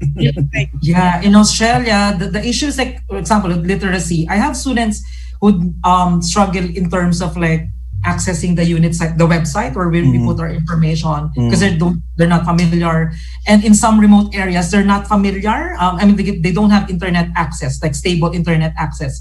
I have students from other countries struggling with internet connection. Especially now with the pandemic, we're not allowed to let in international students. So I have students in Indonesia, in India, they're accessing the contents, and in terms of like struggling because of the internet connection. But here, I think that the issue is more of like, well, the technical stuff, but also the engagement. So students, we need to acknowledge that we're in a pandemic. We're in a pandemic. So we have to be compassionate to people. If someone can be able to submit on time because, the parents, probably be sick because of COVID-19, we need to understand that. This is a test of us being educators and being as a human, I think. Because I mean, like in my case, I have students emailing me, Irvin, I'm sorry, I couldn't submit. Can I actually get 2 more days of extension because, I'm diagnosed with this condition and stuff. Approve the extension and stuff like that. Sure. So we need to be compassionate, but more importantly, also in the Philippines, we need to be compassionate, we need to be understanding, but without being too lax to accept the fact that this is it. We can't just sit down. Yeah, that's right. We can't just sit down. Okay, we need to just run it this way and not asking the government for support and stuff like that. Yeah. I think the solution in this space would be collaboration. Collaboration not only between institutions, universities, but also outside of the country. I'm happy to be working with the university because I graduated from University of the Philippines. It's my way of giving back. What I learned here, I give back. So that's a way of collaboration because you're actually transferring skills and knowledge, but also thinking about mapping the different issues, layered issues actually. Like you have the infrastructural, you have the literacy, and then you have the economic as well. People are losing their jobs. Intersecting, a lot of factors. That's right. Yeah. So now, to take into consideration to the design of the program or the unit or the subject, then you can start thinking about being innovative. Or what if students couldn't access Canva? What if I assign them to do a visual using colors through a paper, and then they take a photo and then send it to me? So that's a still form of participation. Or what if I assign them, like for example, in Ma'am Army's class in my postgrad unit, I remember you were asked to this everyday journal, although I dreaded it, but I learned. It's an everyday thing, like a media literacy class. So you learn from that. You get to see. Now let's talk about, for example, You was tortured. yes, Tortured. tortured. So now you can actually create a different version of that. Why not ask students to create a social media diary? A notebook wherein you create social media contents that you see, practices that you notice, and then you save it. You practice creative writing, journaling, scrapbooking. Right. Skill. Or letter writing, the basic form writing, letter writing, right? Yeah, so we still think of other channels wherein students can express, these creative practices and stuff. True. And also trying to bridge that issue on technology. But we should be really thinking about that the government at least, or collaborations within institutions to address this technical and also literacy concerns. Yeah. Paging our legislators, I can just imagine huge work for educators, di ba? Dr. Irvin. Okay. Before we go into the breakout sessions, this is rather a personal question. I've been talking to a lot of parents who send whose kids are into formal education, both public and private. What's the impact or challenge of the blended learning on the supervision of parents? If it's going to be two-way street, how do we make parents literate, digital literate, media literate? Kasi sa tingin ko, ito practical lang to. No? Dr. Gigi, you're a parent yourself, and all of the educators here are parents themselves. Paano mo ilalagay yung mga magulang sa sitwasyon na unang-una, mayroong problema sa interconnectivity? You may also mention about the economic problem and then the access to information, a lot of factors as well intersecting. Pero sabi ni Ma'am Gigi, andyan na tayo harapin na natin to at kaya natin to. So ngayon, paano sasabay yung mga parents so that ang mga estudyante ay maging mga kids nila, maging digital literate na hindi lang umaasa lagi dun sa teachers who entirely are also in difficult situation or condition. Yeah. Ma'am Gigi. Oo. Kaya meron ng tips dyan di ba? So, ang tips dito ay, alam mo yung mga estudyante, ngayon ang mga parents, sabi nga nila, dapat ang grade sa kanila mapunta. Okay. So, naman, okay din na tumutulong ang parents. In fact, the whole family can help out. This is okay. Ang dito, pero tulungan din natin ang estudyante maging independent. Bigyan sila ng space, araw-araw, sabihin mo sa kanila, mag-base kayo, meron ng klase, di ba? So, treat it, have a space, give the things that they need, and like going into a regular school and feeling that it's an important occasion for the kids. It's not, di ba? Ibig ko sabihin, hindi ito basta labo-labo sa everyday life. Kailangan ng cooperation din ng buong pamilya. Correct. Na ito ay importante para sa anak nila. Bigyan ng space, lugar na kung saan obviously doon, pag nakita yun ng bata, ay nako, it's time to study. Correct. So yung disiplina din, kailangan maipasa. Yeah. Very good point there, Dr. Gigi, on common or shared experience. Yes. Kasi it's a family thing, but the supervision should be there up to a certain extent by the parents. Dr. Irvin, what can you say about that? Okay, so I haven't encountered any issue with parents here in Australia. Good for you. Yeah, they have different issues, but I've been chatting with some of my friends teaching in the Philippines, and also their experiences with the parents of the children. What is interesting about the practices of the parents, they have their own group chat wherein they exchange information about what's happening with their children as part of the classes. This is very important because we need to tap on those connections. The very question is like, have we actually spoken to the parent? Have we actually established or generated insights from the actual research? What they do, how they turn, and then let's use those insights for collaborative kind of like programs. Or what if we adjust? You know, because I think it's important that we need to consider those practices as part of the learning and teaching environment now. The parents will be disrupted in their household because they're also working. And some would be voicing that, oh my God, I'm so stressed. I'm like the student enrolled to this teacher's class. You get that feedback all the time. Ariel, I see somebody like Grace Agape was sort of nodding her head. You know, I'm just saying that maybe they have some more questions or maybe some more comments questions, please. that they can. Sure. Would you like to react? Grace. Grace, Grace Agape? Yeah. You can unmute yourself because I don't see your face. You know? I don't see any more questions on the chat room. Any more questions or comments quickly before we go to the breakout sessions? By my watch, it's already 3:50. It's almost 4 o'clock. But really, I wish we have more time on the open forum. I really had fun time as well. And a lot more questions probably percolating in the minds of our participants in the meeting room. But please, I think there's one more question. One more question. Can we have Grace? Can we have Grace Agape on cam because you were nodding already? Take those fears away, Grace. Come on, ask your question or comment. Hello, sir. Good afternoon po. Magandang hapon. Yes, magandang hapon sa'yo. Thanks very much. Hi, Grace. Go ahead. Agreeing because as you can see at my back, I have the ABC of my son. Beautiful. I understand the idea of Ma'am Gigi that you have to create a space for your children. My son is a toddler, so I decided to enroll him in a daycare because even if it is a modular way, because right now the parents are the actual people who are talking sa tama po yung sinabi ni sir, may GC po kami. Nandoon kaming mga mommies. Tapos nagpo-text po yung teacher niya. Sasabihin po na, kunin niyo na po yung module. Correct. It's available. And then we go there. Tapos, after po nun, syempre kami po yung nagsusupervise. And at the same time, I'm a teacher as well in a public school. So I made the table. Ito po yung table ko. Ayun yung table niya. So, abot ko siya. So, naintindihan ko po yung space na sinasabi ni Ma'am Gigi. Agree na po talaga ako. Agree. Grace, I have a question for you. Susugan ko ng binanggit mo. Kasi importante to get across this message to a lot of educators' parents as well.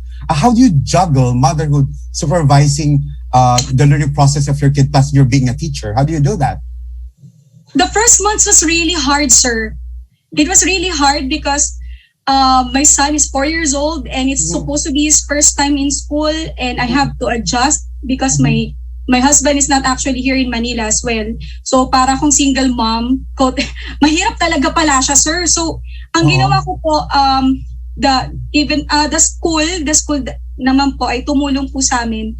Ang schedule po namin ng online classes, yung face-to-face, parang not really face-to-face, but online. Interactive, interactive sessions. Once or twice a week lang po. And then the rest of the week, we can go modular. The students will have their independent time to do their job, their works. Tapos on Fridays, dun po nila sinasubmit sa amin. So medyo maluwag po in a way na kaya ko. Talagang juggle po talaga. And may help, kailangan po talaga ng help. It's a family thing. Kapag wala po yung help na my mother-in-law is here, sa kabilang bahay lang siya. Pag hindi na talaga kaya, ililipat po yung son ko sa kabila. So, it's really a community, di ba? Sabi nga, di ba? It's communal talaga and familial.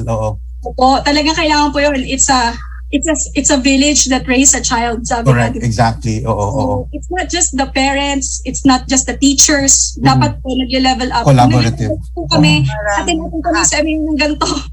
Tapos, syempre the parents also should be aware na it's not just us teachers who are trying our best. They have to try their best too. But, sir, one beautiful thing that I learned nung nag-start po yung module distribution, na nakita namin yung mga magulang, they're eager. Yung mga magulang sila kasi naghahatid, di ba? Walang minors, di ba, sir? So, sila yung maghahatid ng sagot ng anak nila, tapos titingnan nila kung kumpleto. True. Grace, yeah. Curious lang ako. This is my last question for you. Okay, time management, quality time, etc., etc. You mentioned about you sending your kid to a private school, but you're a public teacher, right? No, sir. It's a public school. Public pa rin. No, I was about, is there, like, sumagap ba sa isip mo na parang, nako-compare, I wish this school has this, my school has this, but my school, walang ganon. Nako-compare mo ba minsan? I'm just curious.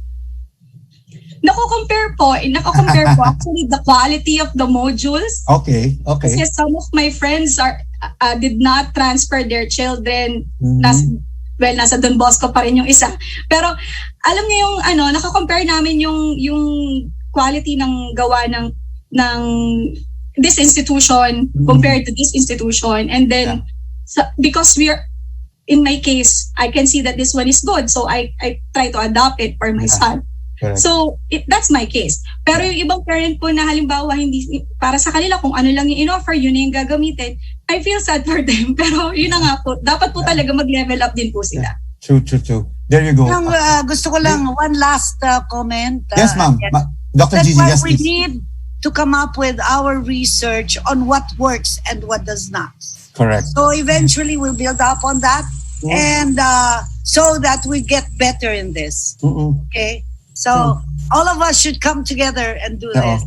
Maganda yung binanggit ni Grace kanina, Dr. Gigi, Dr. Erwin, yung sharing of experiences among parents and educators, best diba? practices.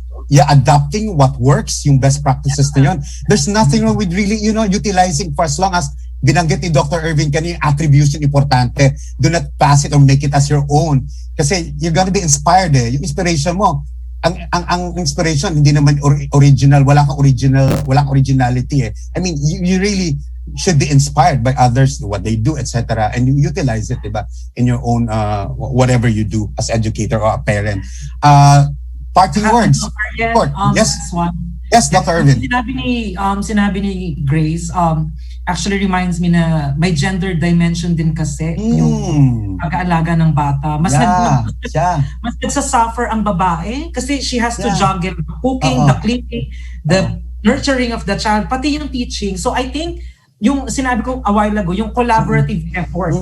The principal, director should be speaking to the teachers. What are the insights generated, experiences, and then it should be a meeting with the director, principal, teachers, and also the parents. Check out what's happening in the field, and then i-adjust ang program. I-adjust ang mga assignments, ang requirements. At ito, andito lang nangyayari parang packets dapat naka-streamline siya, naka-organize siya across different institutions. Para hindi yung changes dito, iba rin dito. So, exactly, right. Even yung development niya. So, yung susuka ko lang po, very quickly lang, with your permission, Dr. Gigi and Dr. Erwin, yung binabag yung feedback mechanism kanina and binanggit ni Grace na kailangan parents should have a way to really express their thoughts and communicate them to the institution, to the teachers, di ba? Kaya nga, di ba, Dr. Gigi, binanggit yun, they have their own chat room, the chat group, etc., etc. That doesn't get in the way of yung pag-aaral ng mga bata, na parang hindi sila nag-impose, di ba? Ariel, stakeholders, the parents, yes. Such a bit, siguro napaiyak na si Grace kanina nung sinasabi, it's also a gender thing, Kasi alam mo, yung pag-aaral natin to, Erwin, we should get into a big research on this, on the types of models that our educators are going into, and we will pick up all those best practices, and we should be featuring them. Kaya nga, Ma'am Gigi, honestly, I'm having, this is like OA already, but having goosebumps now, na parang, I mentioned about how huge the work of our educators, as in the Philippine setting. Grabe ito, pagkatapos nito, ang kakaharapin nilang challenge iba naman, kasi panibagong knowledge to, panibagong learning to How did they best integrated in their teaching, di ba? Kaya nga, my God, I wish we have more time on this and the open forum, but probably next time there's going to be a part two. I had so much fun. I wish we could have you next time, Dr. Gigi and Dr. Irvin. Maraming salamat. Hats off to you for your passion and commitment. Thank you. I'm pretty sure that a lot of our educators now are having a good time while learning from you, and hopefully, transcend, di ba, yung mga difficulties na yun, take those fears away. That's my takeaway. Maraming salamat po sa inyong dalawa. Thank you. And I hope you, if you still have time to listen to the output, because we're now about to break the class into 4 groups. So maraming salamat uli sa inyong dalawa. Ako'y natutuwa at We can do this all together, Arya. Yes. Everyone, thank you. Wala akong masidlan ng tuwa at saka ako natuto din ako. Honestly, salamat po sa inyo. Clap naman po tayo sa kanilang dalawa. Hi, Tech Team, we're now about to flash on screen the groupings that Teresa mentioned a while ago in the opening program, that the whole class, at least in the meeting room, is going to be divided into 4 groups. Meron po tayong color coding, para tayong kotse lang, di ba? Okay. Pero maganda yan kasi mapafacilitate ng maayos ang breakout sessions natin na 4 po ang 4 groups. Having mentioned about facilitating, I'm so proud to introduce to you our facilitators in this webinar on digital literacy, equally competent and experienced as well. Professor Linda Garcia is the chair of the Department of Communication at Miriam College. Maraming salamat po, Dr. Linda. You will be in the gray group, all right?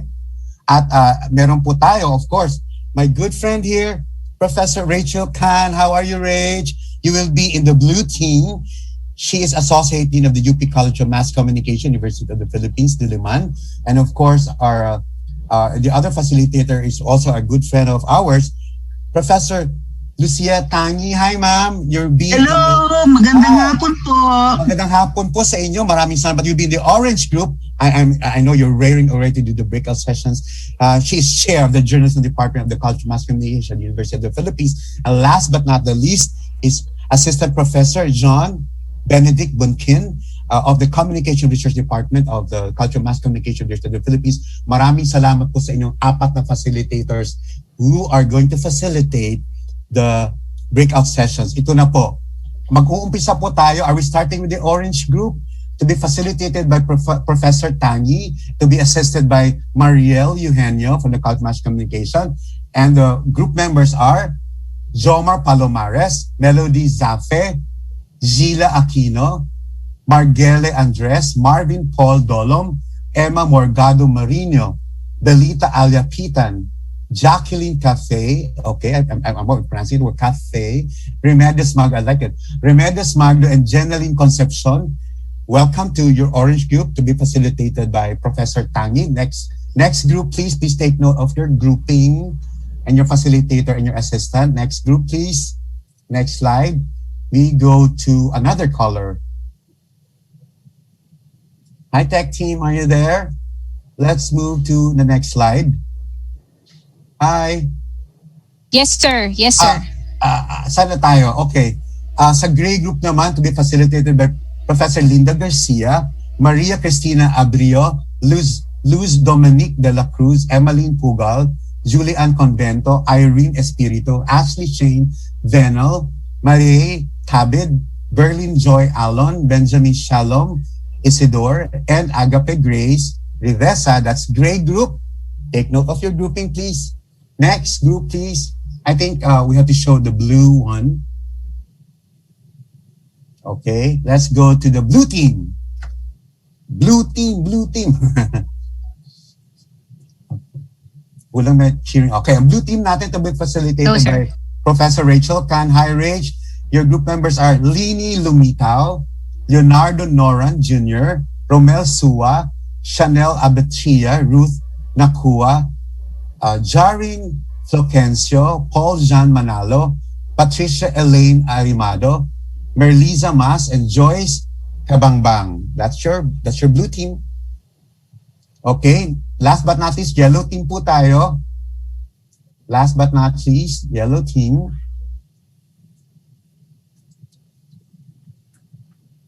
Okay, yellow team to be facilitated by Assistant Professor Bunkin. Here are your group members. I don't see them yet on the screen. Okay. Ayan. Eloisa Talavera, Milagros Diaz, Alvin Alvarez, Kinsan Sanchez, Angelica Ramos, Nali Aure, Ronel Apostol, Trexia Andres, Alva Corina Bolani, and Donna Sabandal. So those are our 4 groups or 4 teams in color coding. So you're going to be given 25 minutes to go to your respective teams. And after 25 minutes, you have to go back to the plenary for the presentation. Please take note that each group will have a presenter apart from the note taker. Okay? Kung wala talaga yung note taker, no, bahala kayo din mag-assign ng presenter kung pwede siya rin. But please take note also that your presentation output or your group outputs will have to be submitted to the foundation, to the organizers for documentation, also for processing of your outputs. Okay, is that clear, everyone? If you have questions, you have your facilitators and assistants. There you go. Please come back after 25 minutes. Enjoy the breakout sessions, everyone, and good luck.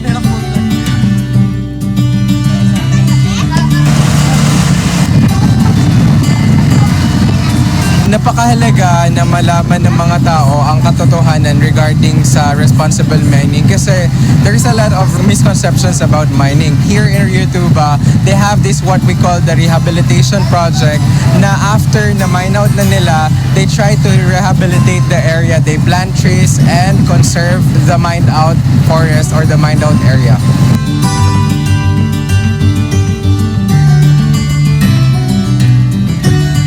Sa Rio Tuba River, isa po itong patunay na kahit merong mining sa paligid, as long as ginagawa yung mining ng tama, malinis pa rin po yung Rio Tuba River. As you can see, it's very different from all those irresponsible mining na nakikita natin from the internet. Pag sinabing mining, ganito na siya. So napili namin to para maipakita na it's a misconception na mali yung iniisip nila na nilalahat nila lahat ng mining and that RTN is existing and RTN is responsible.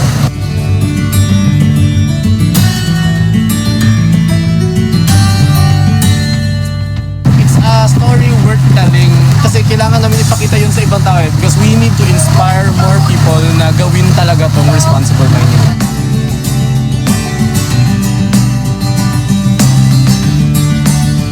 Napili namin yung RTN na para nagawa ng short film is nakita namin kung gaano ka-responsable yung minahan and sana tularan siya ng maraming minahan dito sa Pilipinas para naman maging responsable sila sa pag-aalaga ng kalikasan.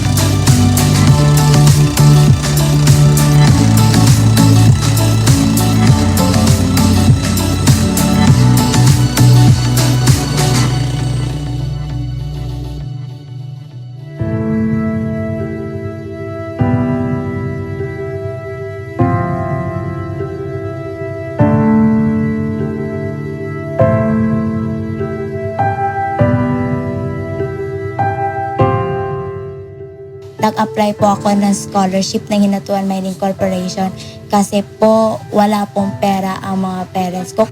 Kung may sahod po, hindi naman po kasya para sa amin kasi may pangkain pa, pang araw-araw. Hindi po kaya ni mama at papa mapag-aral kami kasi yung sweldo ni papa hindi po kasya sa amin, 5,000 a month tapos 6 kami. Kung may determination, and then, if you study, tapos gawin mo yung pamilya mo as inspiration.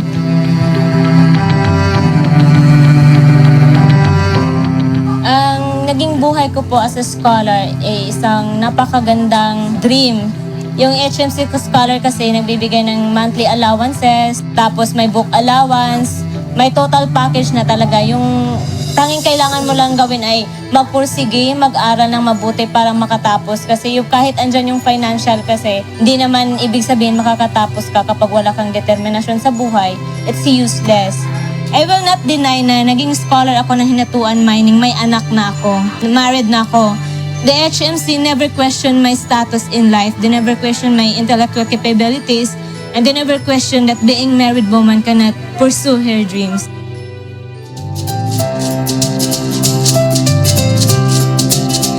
Thankful ako kasi ito nang narating ng bahay namin.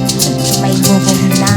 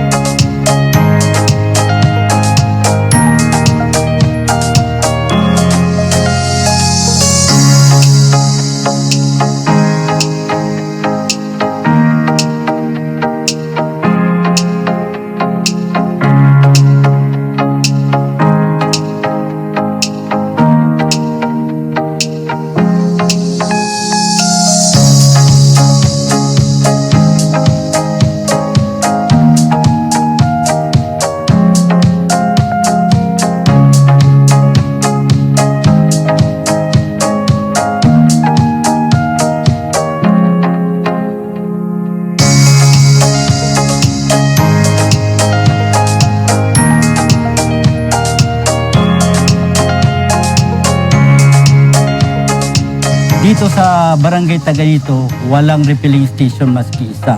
So manggagaling pa ang supply ng tubig namin gikan sa Claver. So it means masyadong malayo. Lahat ng kailangan namin sa aming pangangailangan sa refilling station, lahat ibinibigay ng Taganito Mining Corporation. Walang hindi binigay. Lahat ng kailangan namin.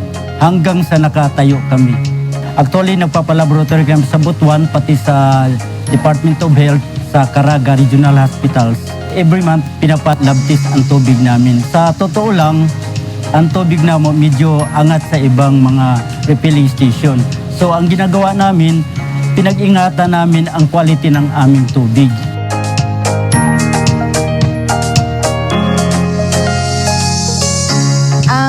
Taganito Concerned People's Consumers Cooperative or TACPECO po ay isang kooperatiba doon sa Barangay Taganito. Ang Barangay Taganito po ay ang host community ng Taganito Mining Corporation. So amin po silang inorganisa at tinulungan na mabuo ang kanilang cooperative. So nagbigay po tayo ng capital and funding para sa kanilang building para po kanilang maitukod at ma-operate ang kanilang water refilling station. So ngayon po ay nagpo-produce na po sila doon ng purified drinking water na kanilang sinusupply, hindi lamang sa mga taga-barangay Taganito, kundi sa iba-ibang barangay na din, pati sa mga contractors at maging sa Taganito Mining Corporation. So yung produkto po natin doon na tubig isinisuguro natin na affordable, abot kaya ng mga mamamayan ng Taganito at maging ng mga mamamayan ng Claver.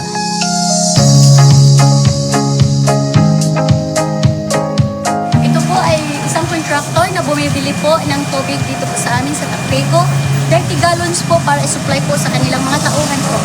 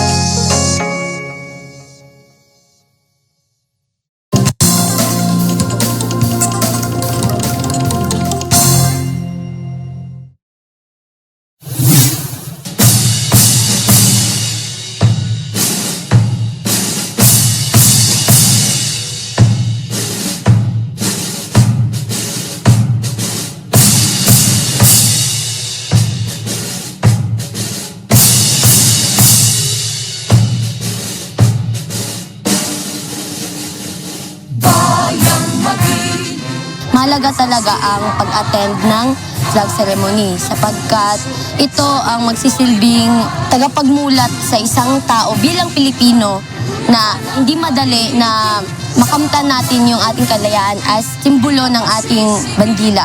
Ang islap ng watawat mo'y tagumpay na nasirinig. Ang bituin at araw niya, kailan pang may di magdidilim. Lupa ng Sa sobrang dami po ng estudyante, hindi po lahat nakakover sa area po kasi maliit lang po yung space namin before. aming ligaya na pag may mga api ang mamatay ng dahil sa'yo.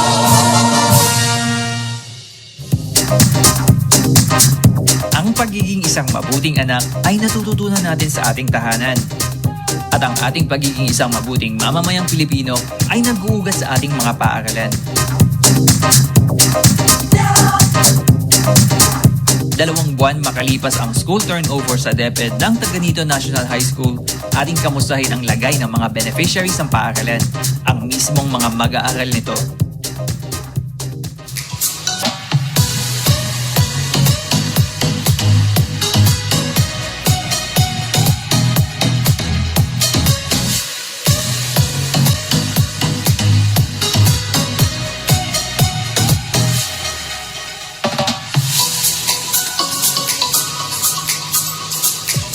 Ngayon po, mas maliwalas po siya tapos mas plaster siya diri sa compared lagi sa una.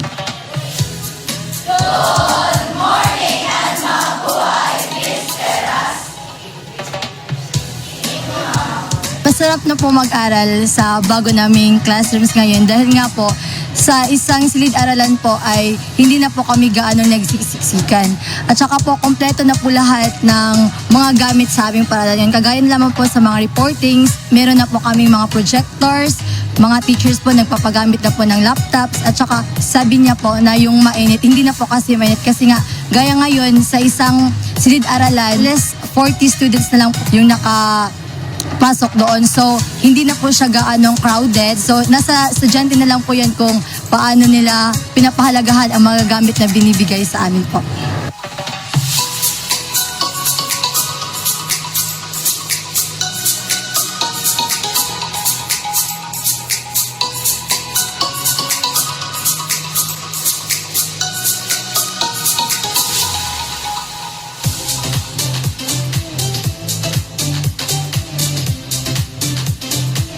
Mas ngayon kasi hindi na nagkokopyahan dahil ang lawak na tapos pag mag-i-exam talagang malaki na ang space. Epektibo po yung pagtuturo ngayon ng mga teachers sapagkat noon, ang paaralan namin ay blackboard lang yung nagpagitan ng ibang mga estudyante. Kaya rinig na rinig namin yung klase ng ibang section or ibang classroom.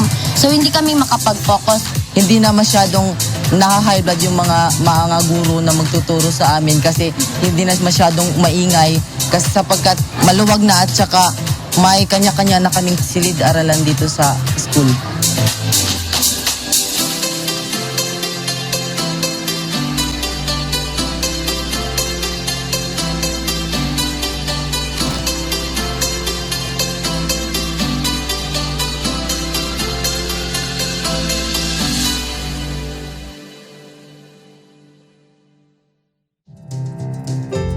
Education is the only thing that we have that nobody can take away from us.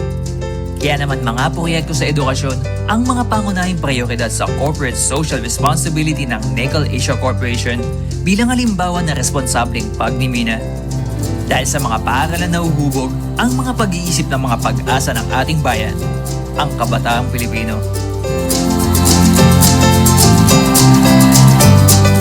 Salamat ka, Radyo, sa bago namong silahan, TH1 o Taganito Mining Corporation.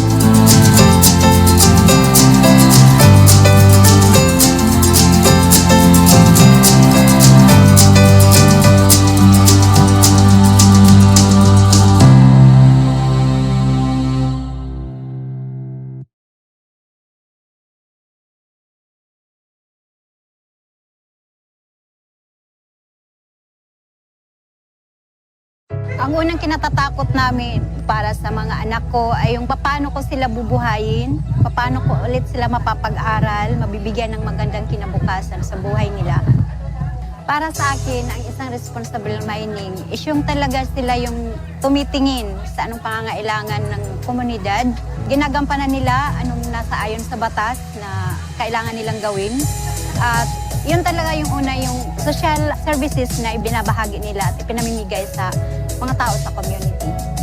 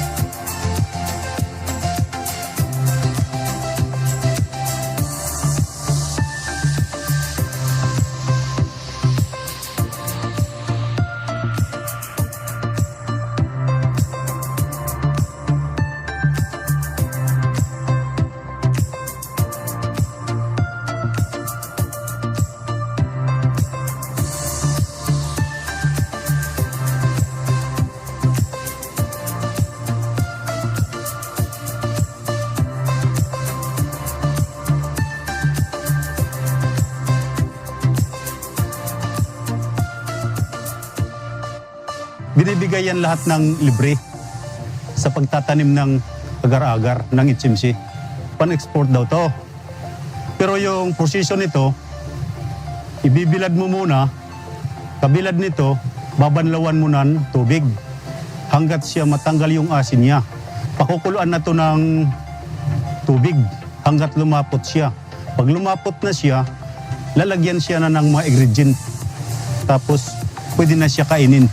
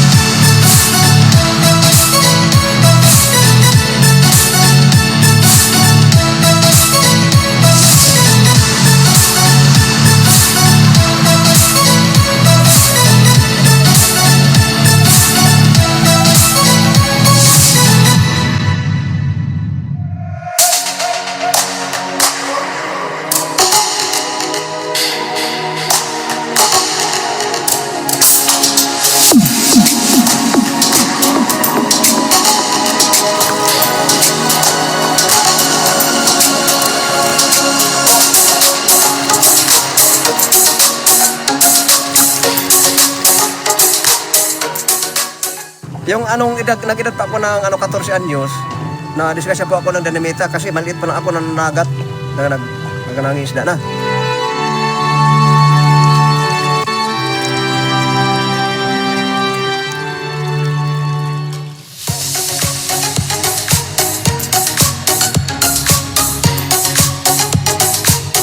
Hanggang ngayon ako nag-asawa na ng isda pero hindi na illegal. Ito na kami ngayon nakalaga ng mga isda na tulong na bigay ng Taganito Mining Corporation ng SDMP nila. Kaming lahat ng membro, lubusang nagpapasalamat sa kanila. Salamat sa pag-approve ng SDMP para tulong sa amin sa aming People's Organization Gamawa Gagmayng Mananagat sa Wangki. Salamat na bigyan kami ng SDMP na tinulungan kami ng kaming mga mangingisda na mabuo yung project naming Fish Cage Project at saka yung pins.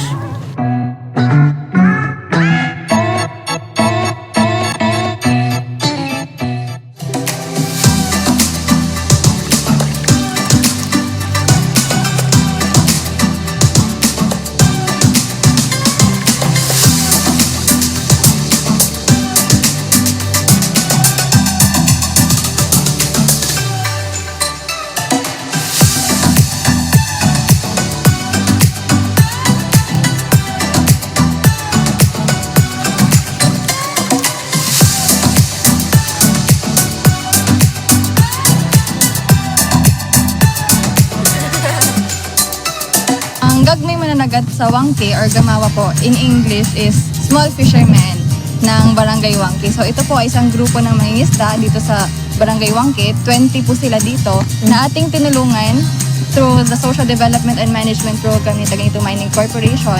So binigyan po natin sila ng funding. Ito, fish cage dito sa Barangay Wangki na meron na ngayong mga bangus at danggit. Importante po na mabigyan sila ng pangkabuhayan dahil hindi man sila makatrabaho doon sa mining company kasi mamatatanda na sila. At saka isang ding goal ng TMC na magkaroon sila ng sustainable livelihood project. Pag na-turn over na namin ang project, hindi ibig sabihin na iwanan ng TMC. Tutulungan din namin sila sa simula hanggang pagkatapos sa pagbenta ng mga produkto nila, paglinkage sa mga marketing, at sa ibang pang mga problema darating sa kanilang livelihood. Kung sa pangingisda, siguro kailangan nilang pamboat, o nasira na yung fish net nila, o nasira na yung mga post nila, so doon kami papasok para namin sila matutulungan.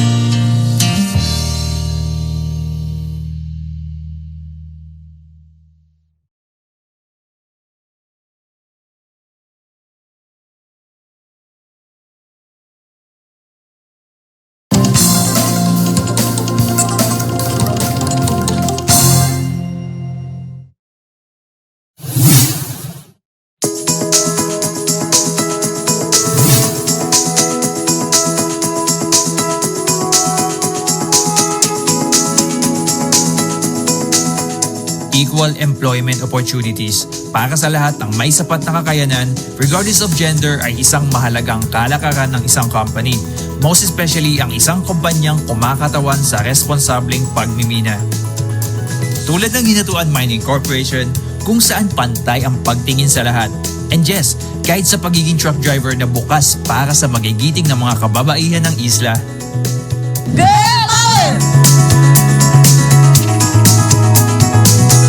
Maganda yung mga pagdadala ng mga babae sa equipment natin.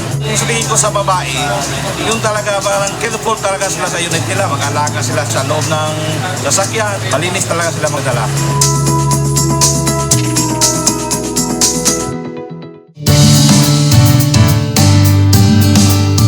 walang naging balakid sa mga pangarap ng mga kababaihan ng hinatuan upang magkaroon sila at ang kanilang pamilya ng maayos na pamumuhay.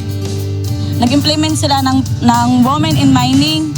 So umpisa sir, nahirapan talaga kami. Kayang-kaya namin kahit mga babae kami. Kung ano yung makaya ng mga lalaki, kaya rin ng mga babae.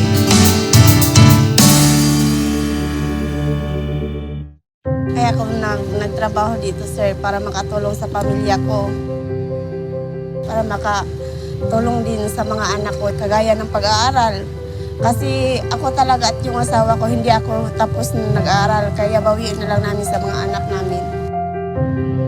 Kasi sir, single mother ako. Kailangan ko magtrabaho para sa anak ko.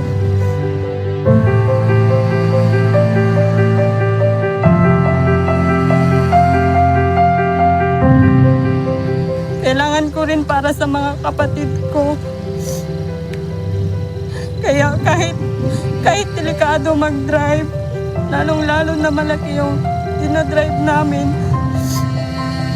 kailangan talaga papasok ako sa ganitong trabaho. Nagpapasalamat talaga ako sa hinatuan kasi sobrang laki yung naitulong nila, lalong-lalo sa pamilya ko. Hindi lang sa trabahong binigay sa amin, tulad ng anak ko, libre sa school supplies, sa mga uniform, sa tuition fee. Kaya sobrang salamat ko talaga sa hinatuan, sa tulong nila.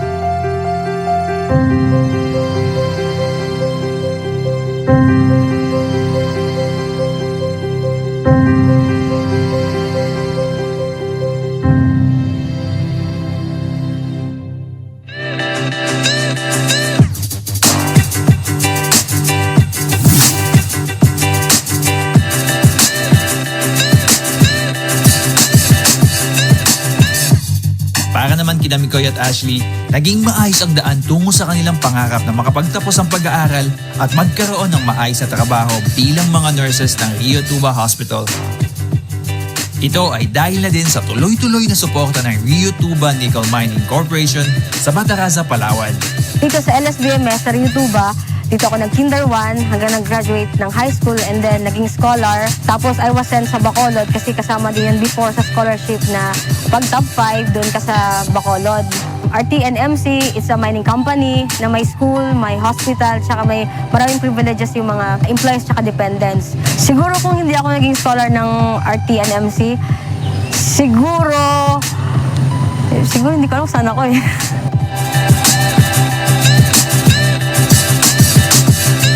Thankful ako dahil sa RTN, yun, natapos ko yung pag-aaral ko, napili ko yung kurso na gusto ko. Dito kasi sa RTN, napaka-generous kasi nila. Dito nagpo-provide sila ng lahat. Tubig, kuryente, tsaka libreng pabahay na rin. Malaking tulong po talaga yung RTN sa akin at sa pamilya ko.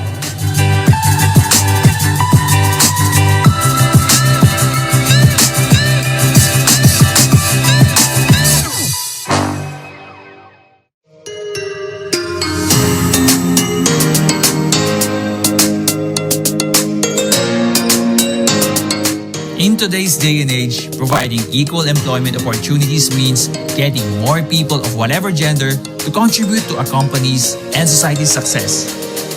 At ito ay isang napakahalagang parte ng pamamalakad ng Hinatuan Mining at Rio Tuba Mining sa kanilang pagtataguyod ng sustainable and responsible mining.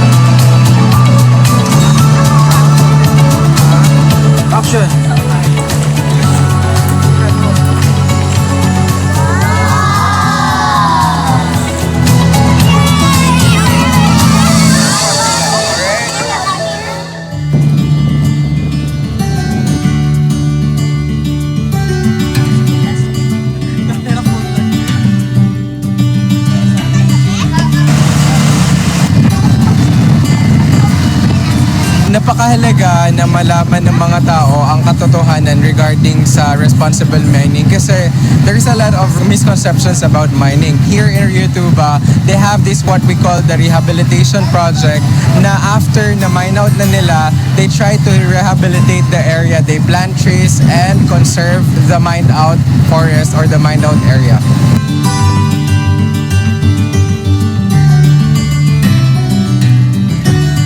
Sa Rio Tuba River, isa po itong patunay na kahit merong mining sa paligid, as long as ginagawa yung mining ng tama, malinis pa rin po yung Rio Tuba River. As you can see, it's very different from all those irresponsible mining na nakikita natin from the internet. Pag sinabing mining, ganito na siya. So, napili namin to para may... Tayo mag-uumpisa, Kat. Orange? Orange? Ay, okay. No, it's yellow. Parang ba? yellow yung Orange umpisa. na lang. Orange daw. Orange bago na lang. Sino bang orange? Para matapos yung agony mo, Ariel. Kayo po, Sir Orange. Ay, kami pala. Oo, kayo. Ang saya-saya, di ba? Okay, go Orange Team. Go Orange Team. Ang mape-present sa Orange Team is none other than Ma'am Remy Magno. Hi, Ma'am Remy. Are you ready? Break a leg, Ma'am Remy. You have 3 minutes to present or less, okay? Hi, Ma'am Remy. It's time to shine. Orange Group. Orange Group, go, go, go. Ako po. Ikaw na, ma'am. Kung saan ka magparamdam. Hi, Ma'am Remy. Go. Good afternoon again. Yes, good afternoon, Ma'am Remy. Yes Go. po, sir. Go ahead. I give the floor to you. For our group, Orange Group, na-jot down ko po lahat yung outcome nila na binigay. Yung mga struggles that they encountered. Number 1 po is the resources. Number 2, yung technology struggle. Some parents and some teachers some pupils, hindi po sila ganun ka-techy when it comes to working sa computer. Parents, yung iba po mga magulang, hindi naman po sila well-versed sa mga lessons na ini-input sa mga bata. Kaya most of the time, ang struggle ng mga guro, yung mga bata talaga hindi na nabibigyan ng proper guidance. Then, kasama rin po doon ng budget, struggle din po nila. And then yung active participation ng mga pupils kasi may nakapag-share sa group na may mga bata na nandun lang sa group pero hindi sila nagpa-participate. Correct. So, isa po yan sa problem ng mga guro nowadays. Then, yung records, time management also sa mga teachers, masyado madami po ang gawain. So, yun po yung mga nakitang struggle. I hope na i-jot ko po lahat, sir. Tama yun. For number 2, yung answer namin for question number 2, siguro po we could be working more collaborative with the parents, engage them sa mga plans and evaluation ng mga tasks na nagagawa natin. And then use of the tools and apps that presented in our webinars today. Yung one of us also told that the teacher should be more resourceful and creative in presenting the lessons para po mas maging engaging sa mga bata. And then incorporate the tools that we have learned now sa mga webinars para mas maging maayos yung pagpe-present. And then, among us, mga teachers, so we should not be stopped in learning. So, patuloy tayong mag-aral, mag-research para mas marami tayong makuhang kaalaman regarding the new normal and the latest technology as well.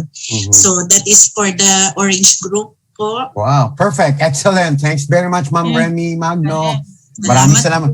Please submit in bullet points yung outputs ng group natin, ng group ninyo, Orange Team, directly to the Secretariat, to the Foundation, okay? To Kat and Rita. Maraming salamat, Ma'am Remy. Thank you very much, Remy. We go to the next team. Which color? The blue team. Blue team. Hi, Rachel. Hi, we will be represented by Lenny Lumitaw. Hi, Ren. Okay, go ahead. Hello po. Good Hi, morning Lini. again. Hi.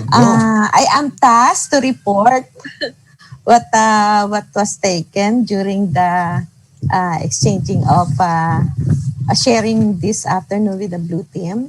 I hope nakuha ko pong lahat, pero we have almost the same problems and challenges that we encounter.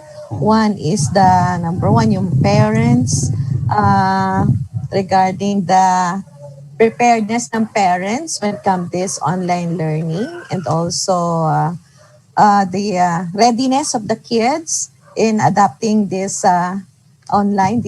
blended learning, and the cooperation of yung sinasabing familiarism po ang tinatawag, at saka yung communism na dapat ay magkakasama sa bahay, how they will cooperate while learning is going on. And also the collaboration ng parents at saka ng mga magulang, no, at saka teachers, the parents and the teachers in conducting this learning process. So, yun po yung mga nakuha namin, and then nakuha ko shared by the teachers. Here are some feedbacks na they gave to me, they give to us, they share to the group, that as teachers, as educators, we have to prepare the task ahead of time, no? I-maximize po yung social media and try to find out the legit sources in preparing lessons. And some of them prepared voice recording.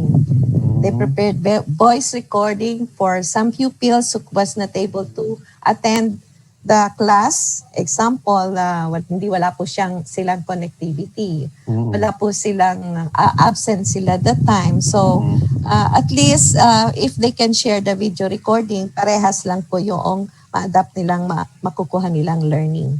And another one is the teacher will have this is shared by Ma'am Merlisa. Meron po siyang kamustahan once a week with the parents para ma-evaluate nila yung learning o yung problems na na-encounter, para at the same time din yung rapport between the parents and the teacher ay nade-develop po kahit po man lang through text or group chat or online. So also for recommendation po is we have to focus in active learning, no? We should always know how to evaluate our pupils, know the learning outcome of what we are doing so that all kids will not be left behind. So yun lang po at those are the things. And from what we have learned for the webinar this afternoon, so that will help us to find some ways para maging creative po ang teacher at maging adaptive sa kanilang learning po na what's going on with this normal. So yun lang po, sir. Thanks, Ma'am Lini. Excellent report. Thank you, Lini. Thank you, Rich. Thank you, Ma'am Lini. Excellent report there. Yes, Let's ma'am. go to Welcome po. the next group, the next team. We have the blue team. Are you ready? Blue team. Kami yung blue. Tapos na kami. Kayo palang blue. Okay, next ano? Yellow pala. Yellow, sir. Go yellow team. Okay. I call on si Teacher Kinsan Sanchez who will be presenting the output for the yellow group. Okay, go Kinsan. Yes, thank you so much for giving me this opportunity. And again, thank you for having this kind of seminar. No? Big help po para sa amin, no? Sa new normal na tinatawag, especially dun sa media information literacy na kailangan naming malaman. No? And thank you also to our facilitator, Jan Benedict Bungkin. No? And now, based dun sa, to sum up all the experiences, the challenges, and the best practices na na-encounter ng mga different teacher. Actually, ang group namin talaga, it consists of different teachers coming from kinder hanggang dun sa talagang academe na tinatawag. No? So, ang first experience no, na na-share, of course, ito na, the first few weeks are difficult. No? So, ibig sabihin po, lahat ng mga most of our teachers no doon sa breakout session talagang sinabi na yung pinakaunang week talaga ay mahirap no. Lahat naman is nasa talagang time na masasabing nasa adjustment period no. Talagang sobrang daming pagbabago and daming kailangan nating matutunan at pag-aralan para lang sa mga students natin. And then isa pa, younger students need more supervision and older students can be independent. In case of the kinder nga and the elementary students, no, kailangan talaga ng supervision pagdating sa younger students. No. Isa yun sa mga na-experience ng mga different teachers, especially coming from our group, sa yellow group, na kailangan talaga na yung mga younger students talaga is and then the older students can be independent. And syempre hindi naman mawawala no na sa umpisa no maraming mga students na uma-attend and then at the end no talagang pakunti ng pakunti no since nakakailang buwan na tayo sa new normal talagang mahirap no na talagang kunin yung kanilang day, kunin yung kanilang attention at the same time hindi naman lahat talaga ay nakaka-access pagdating sa online learning. And then, most teachers handle multiple types of subjects. No? So thankful kami na dito sa ginawang breakout session, talagang marami kaming natutunan kasi all of us, no, all of the teachers sa Yellow Group talaga is coming from different levels. And then yung challenges na na-encounter, not all everyone is able to join, no, kasi syempre hindi naman lahat ng mga students can afford, no, dun sa online teaching, no, dun sa online class or sa virtual class. And then the gadget limited, no, hindi lahat ng mga students, no, may mga gadget na pwede nilang magamit, no, para dun sa online teaching na tinatawag. And then distraction are present, no, talagang applicable siya sa online, no. Kasi nung magtuturo ka lang, may biglang dadaan sa likod dun sa mga students na naka-on cam, o kaya may biglang mag-unmute, no, sasabihin, anak, magsaing ka na. Joke lang po. So, yung mga distraction talaga, hindi mawawala as one of the challenges na ginagawa nangyayari dun sa mga teachers natin, especially dun sa mga participants natin, mga students natin. And then, time is also an issue. Not all students are able to join on time. No, kaya nga minsan, ang nangyayari talaga, nag-start ka na ng klase and then may mga ibang students pa na pumapasok. No, ang mahirap kasi kung halimbawa na we were using G Suite, no, talagang yun okay lang kasi hindi ka madidistract, no, while you're discussing, no, or nagtuturo ka na or while you're teaching. Pero kapag hindi ka naka G Suite at yung mga students mo is outside dun sa mismong organization o dun sa yung kanyang email, no, so kailangan mo pa i-join yung mga student, no. And then yun yung mga isa sa mga challenges na encounter ng teachers namin under the Yellow Group. And at the same time, participation eventually decays. Not everyone participates toward the end, no. Syempre yung mga students natin hindi naman talaga natin mapipilit yan, no. Especially me as a math teacher na tinuturo. Mahirap talaga kunin yung attention ng mga students pagdating sa online teaching. Talagang hindi natin sila kaagad maisa-isa, hindi natin sila kaagad mapipilit, no? Kapag sasabihin mo lang, oh Pedro, anong ibig sabihin nito? Pakisolve na. Ang mangyayari, mag-offline na si Pedro, wala na. No? Okay na, wala na si Pedro, magtatawag ka na naman ng bagong pangalan.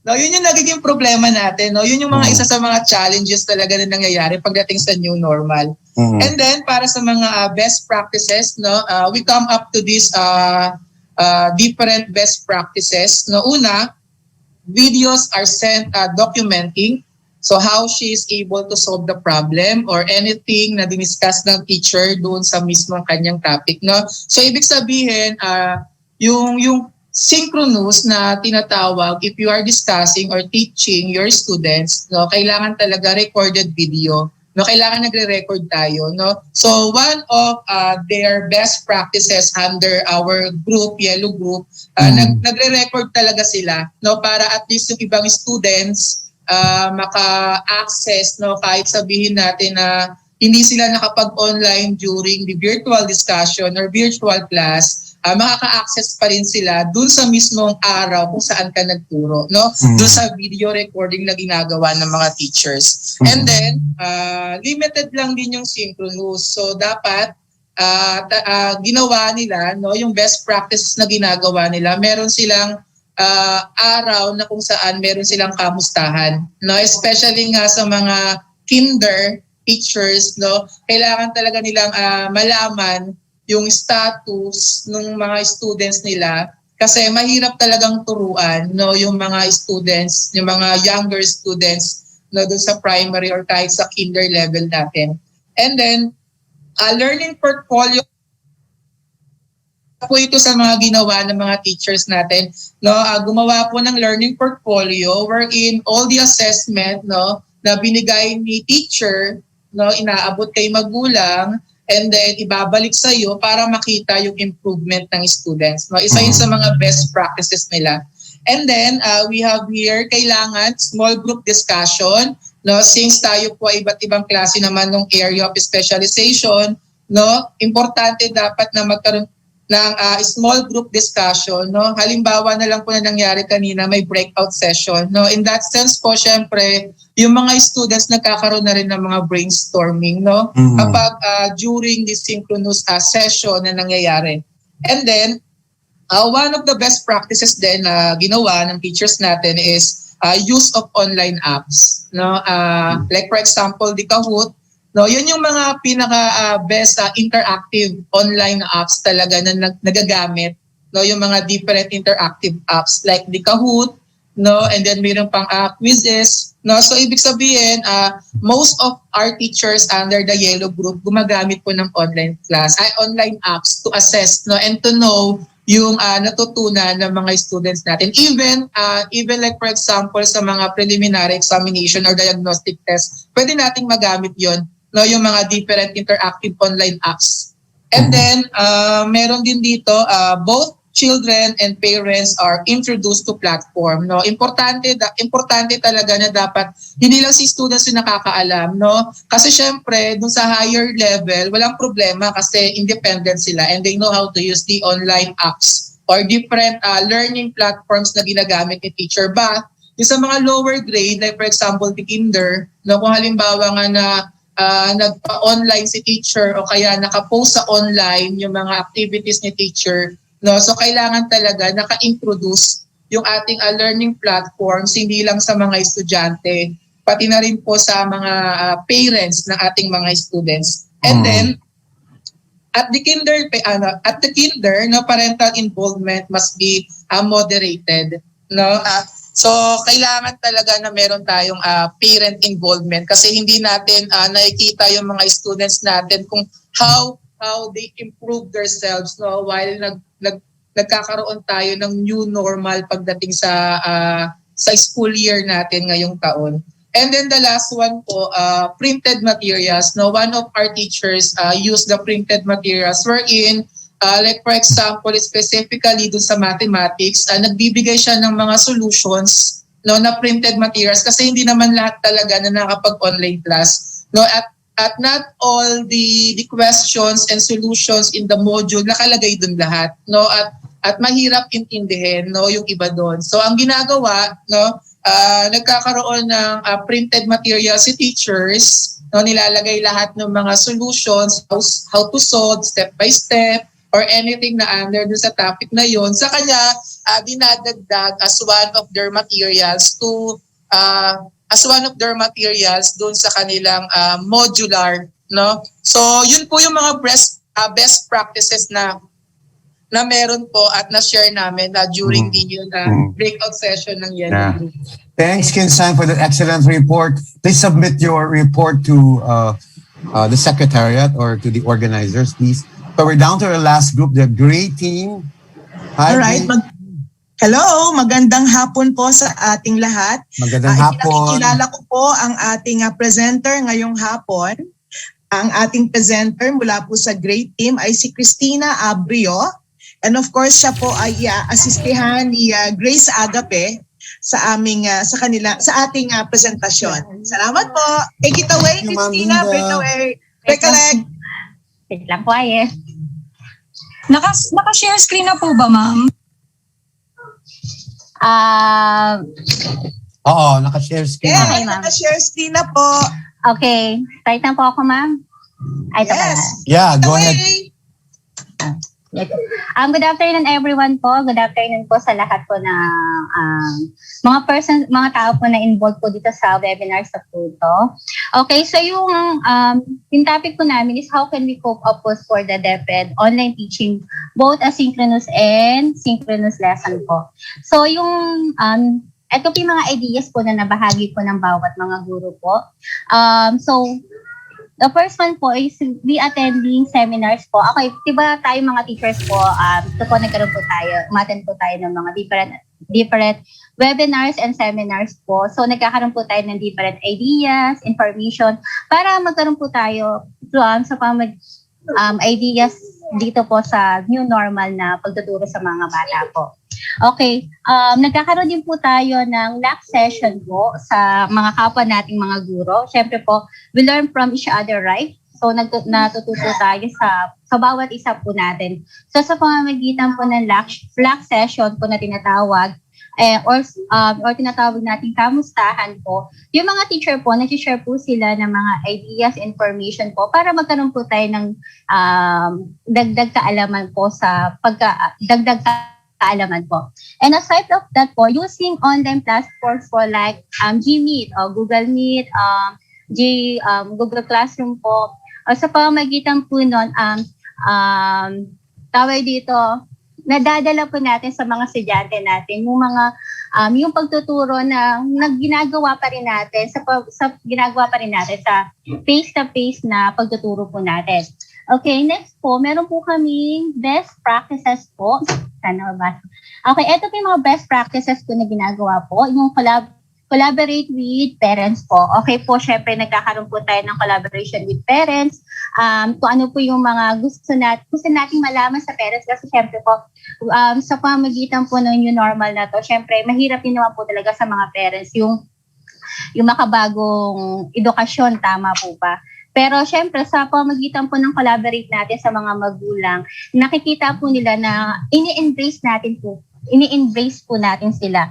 So we need to schedule kamustahan with the parents and student po. Okay. Nagkakaroon din po tayo ng home visitation, right? Following safety protocols. I thank you, Ma'am Agape. Okay, we recorded lesson videos so that parents can see the videos and help their children. Okay, eto naman po regarding po dun sa recorded lesson videos.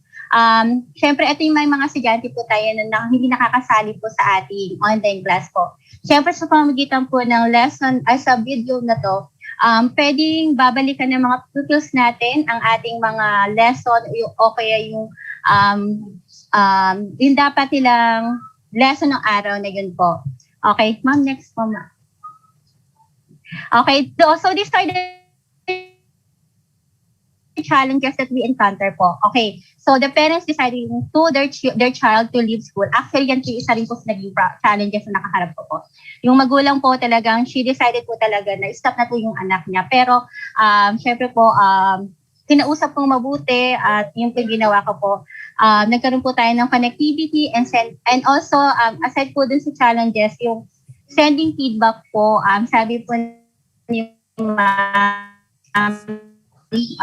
yung sending feedback po kasi minsan po, parang nagiging panis kasi tawag dito instead na napapatagal pa yung mga dapat natin marinig sa kanila. And thank you po. Thank you. Thanks, Christina, for the wonderful report. Yeah, thank you. Hi, Christina. Thanks very much. Please submit your report to the Secretariat, to Kat or to Risa. Okay, maraming salamat to all presenters. Palakpakan po natin sila lahat. Excellent reports we have from the breakout sessions. At this point, it's now time to do the synthesis. Is one person who does it very well. She is the Executive Director of the Philippine Social Science Council. She's also an educator, a communication research stalwart. Please welcome Dr. Lourdes Portes. Nakaka-pressure naman yung sinabi mo, Ariel. But anyway, I'm wondering how I can incorporate a 3-hour talks in 5 minutes. Let me see. Anyway, I will start by saying that this is the first of a series of seminars that the CMCFI will roll out through the generous assistance of Nickel Asia Corporation. Strengthening the digital literacy of educators in the COVID-19 recognizes the devastating effect of the virus on the education sector and the need to orient, train, provide enough skills to shift lessons from face-to-face to remote online mode. This is why we are all here, and this is where digital literacy and flexible learning matter. We opened the webinar through the welcome remarks of Dr. Santiago, who gave a picture of the difficulties and struggles teachers are experiencing, and in particular, non-tech savvy students. He confirmed the need for this training, particularly in understanding the language of technology and to discern internet materials for teaching and be better equipped in online and remote learning. She was followed by NAC Vice President J.B. Bailon, who drumbeat the value of education and support for educators. Needless to say, he expressed commitment to continuously sponsor endeavors like this. So, meron na tayong support sa NAC. Adding up to the greeters is a video recording of Yusek Diosdado San Antonio of DepEd, who acknowledged the urgency and relevance of digital education and digital citizenship. Moving on to the main event, two distinguished speakers enthused our audience with solid presentations. The first one, Professor Emeritus Gigi Alfonso, deconstructed the traditional classroom as she provided a framework for critical digital literacy for empowerment through flexible, remote, and blended teaching and learning. She opened her talk by giving context to her presentation, meaning the vulnerabilities of the Philippines to calamities, including health risks such as COVID, disrupting our normal lives. That's her word, disruption. Providing a background on the pre-pandemic times, she reminded us of the exponential growth of wide world web as a single operating system leading to technology-mediated and technology-enhanced learning. She observed that initially, education community was uninterested to maximize the affordances of technology-mediated education in the time of IR4, Education 5.0, Web 5.0, and Society 5.0. However, MOOCs, OERs, flexible flip, blended remote, and lifelong learning became in vogue. Concepts like connectivity, interactivity, and ubiquity enhance and transform our education system. Dr. Alfonso puts in history in her talk. LPG Quirino time pa, no? Further situating the current teaching and learning discourse, refreshing our knowledge on the growth and development of both traditional and new media, from print, radio, TV, film, to multi and social media, the latter by using computers, the internet, and digital devices. What is interesting in her presentation is the juxtaposition of these developments with the Filipino culture and the stories of the Filipinos, with implications on our abilities as the texting capital of the world and top social media user among 194 countries. This despite worst connectivity. Thus, the Filipino tech-savvy culture is reinforced by values like matulungin, mapagmalasakit, mapagmasid, makwento, malikhain, among others, basically being innovative and creative. And these are contributing to a revolution in the way we learn and teach education. Dr. Alfonso segued to ODEL, or the Open and Distance E-Learning, discussing its worldview and sharing the UP Open University's experiences.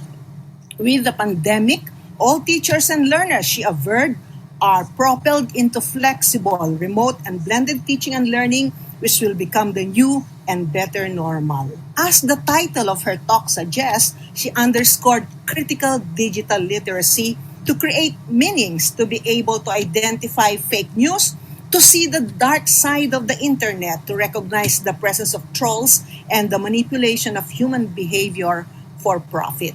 Now, with the lockdown and the banning of face-to-face learning and teaching, Dr. Alfonso discussed the way to move forward and describe what a course pack should be, what resources may be found online, and how to apply synchronous and asynchronous learning. The significance of OERs was pointed out with UPTV as an available resource for learning and teaching shared freely to everyone. She enumerated the characteristics of a learner-centered education where learners should be creative, critical, problem solvers, innovative researchers, communicators, respectful of cultures, and with deep love for our country, advocates of lifelong learning for all. We reviewed the helpful Bloom's taxonomy and more tips to become a guided, independent learning and planning of the learning experience were shared. In the same vein that she began her talk with context, she concluded with a framework, paradigms, and educational theories of learning, affording us with more theoretical inputs on behaviorism, cognitivism, constructivism, humanism, and connectivism. The latter connecting to experts. She made me reminisce my theory class as she transported us to the time we were studying with her examples of course outline or syllabus, course design and course content and requirements and assessment. She urged us to remember that teachers and learners are co-creators of knowledge. Indeed, her talk treated us to a happy balance and fusion of the theoretical and the practical. On our second speaker, Dr. Ervin Cabalquinto, whose excitement really robs us all. Napakabilis ang kanyang utak. but he really complemented the discussion of Dr. Alfonso with his proximity and creative engagement. He described what seems to be the problem or crisis in teaching and learning, which is the lack of engagement and non-proximity in a global pandemic. He proceeded to discuss how digital media environment and education has been ushered in by smartphones, tablet, computers, real-time communication or synchronous communication, asynchronous communication, and their combination. He stressed that the learning environment should be participatory, personalized, and creative, mediated through tools, practical, strategic, and curated. He suggested the integration of digital media channels in giving assignments, assessing the submission of students based on a rubric, and the continuity of lessons. Dr. Cabalquinto's talk significantly contributed to achieving one of the objectives of this webinar, that is to discover internet materials that may be used in learning and teaching.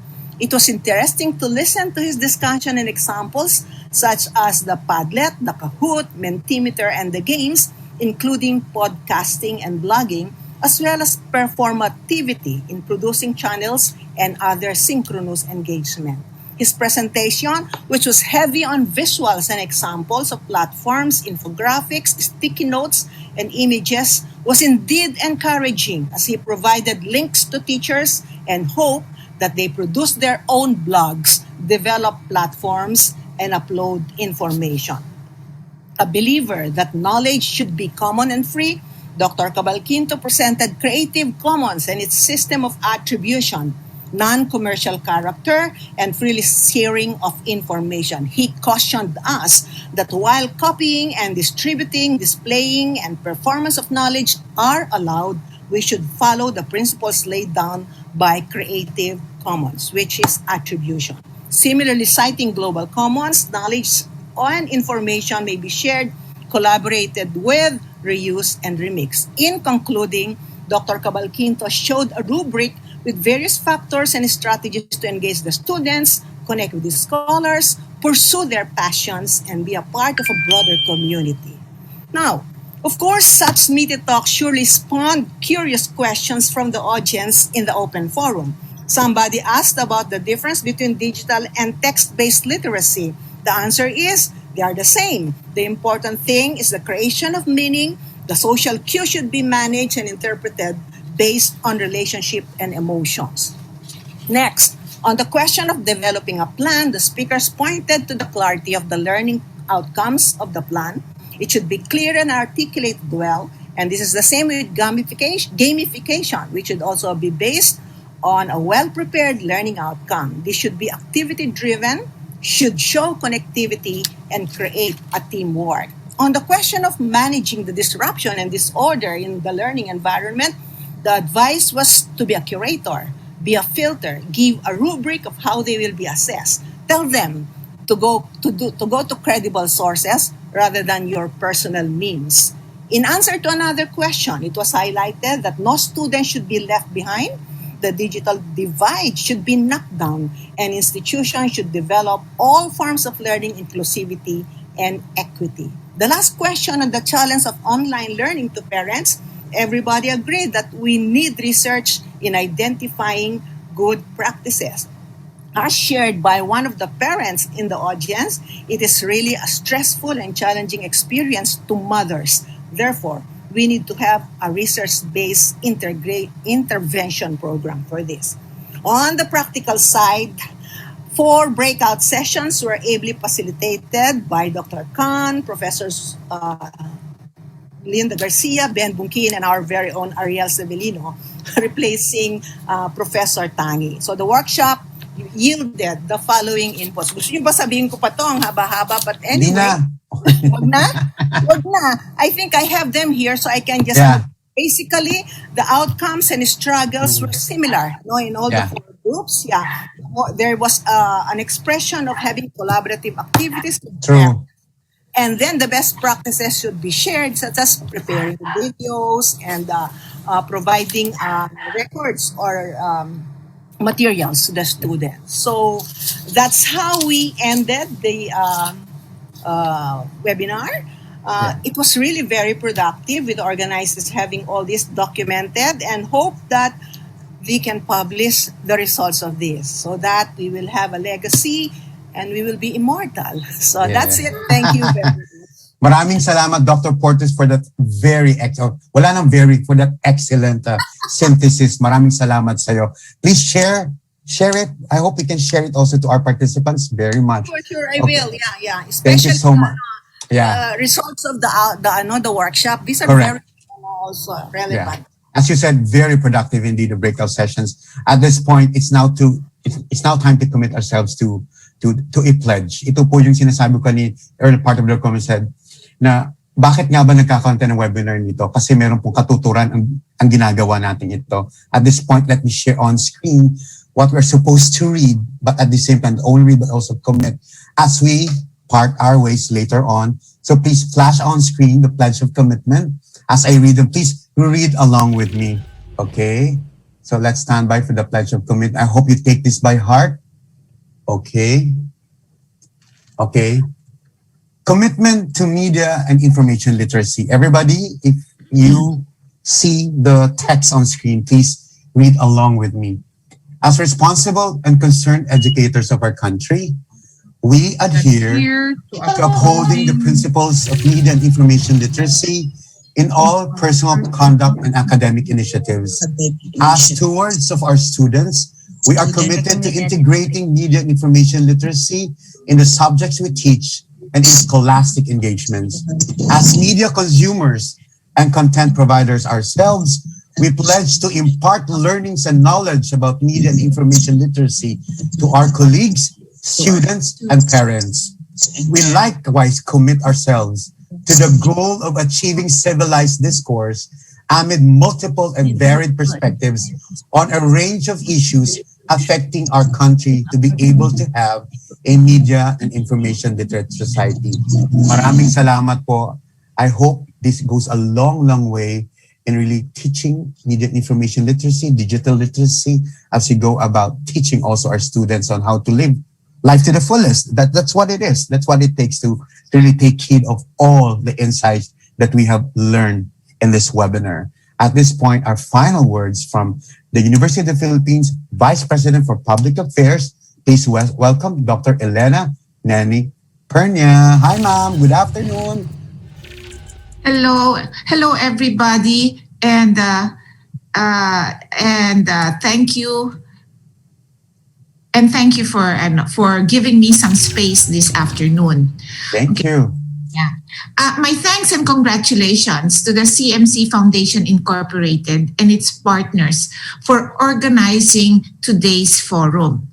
On behalf of the CMCFI, I wish to extend our most heartfelt gratitude to our special speakers, Professor Emeritus Dr. Grace Javier Alfonso, and Dr. Irvin Charles Cabalquinto, who discussed the whys and the hows that digital literacy of educators may be strengthened, especially at this time of COVID-19.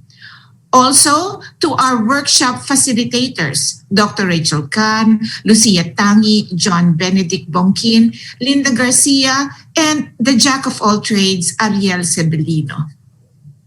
My congratulations especially to you, all our workshop participants, because you truly are our resource persons today, as you actively participated in the workshop and made a pledge, a commitment to media and information literacy.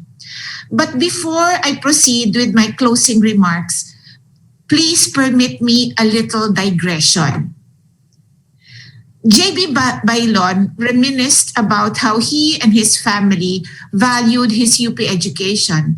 And importantly, he observed that education is now in its new normal.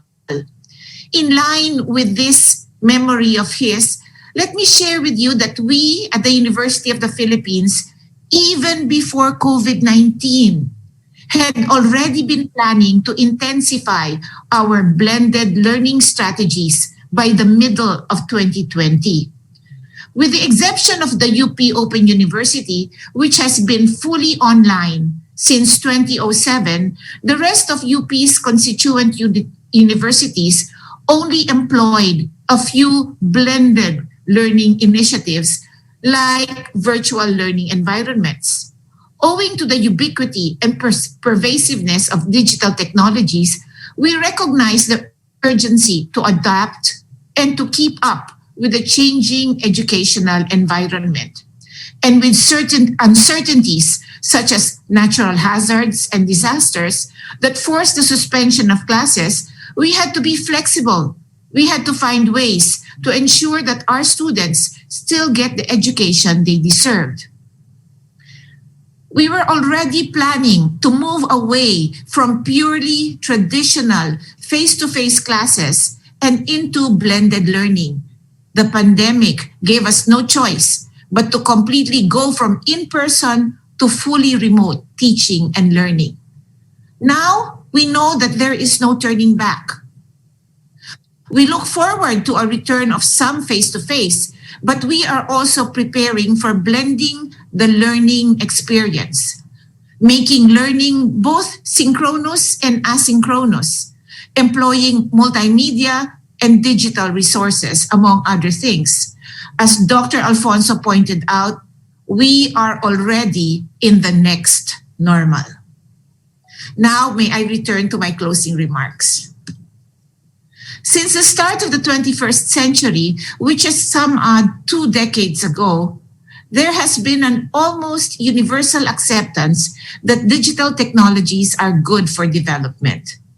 Educators and policymakers agree that ICTs and the digital technologies generally are of paramount importance to the future of education. This view is shared by parents and teachers on the ground, as we heard from each of our workshop participants, such that the mere availability of ICTs in schools has come to be almost equated with progress. Without a doubt, digital technologies perform critical roles in knowledge construction by making possible the creation, management, and sharing of knowledge. In the Philippines, the shift to K-12 basic education and in 2013 marked the incorporation of a digital literacy plan. The new curriculum required that digital literacy, media literacy, be taught to students beginning in grade 4. The curricula for media and digital literacy essentially prepared students to develop knowledge and skill competencies.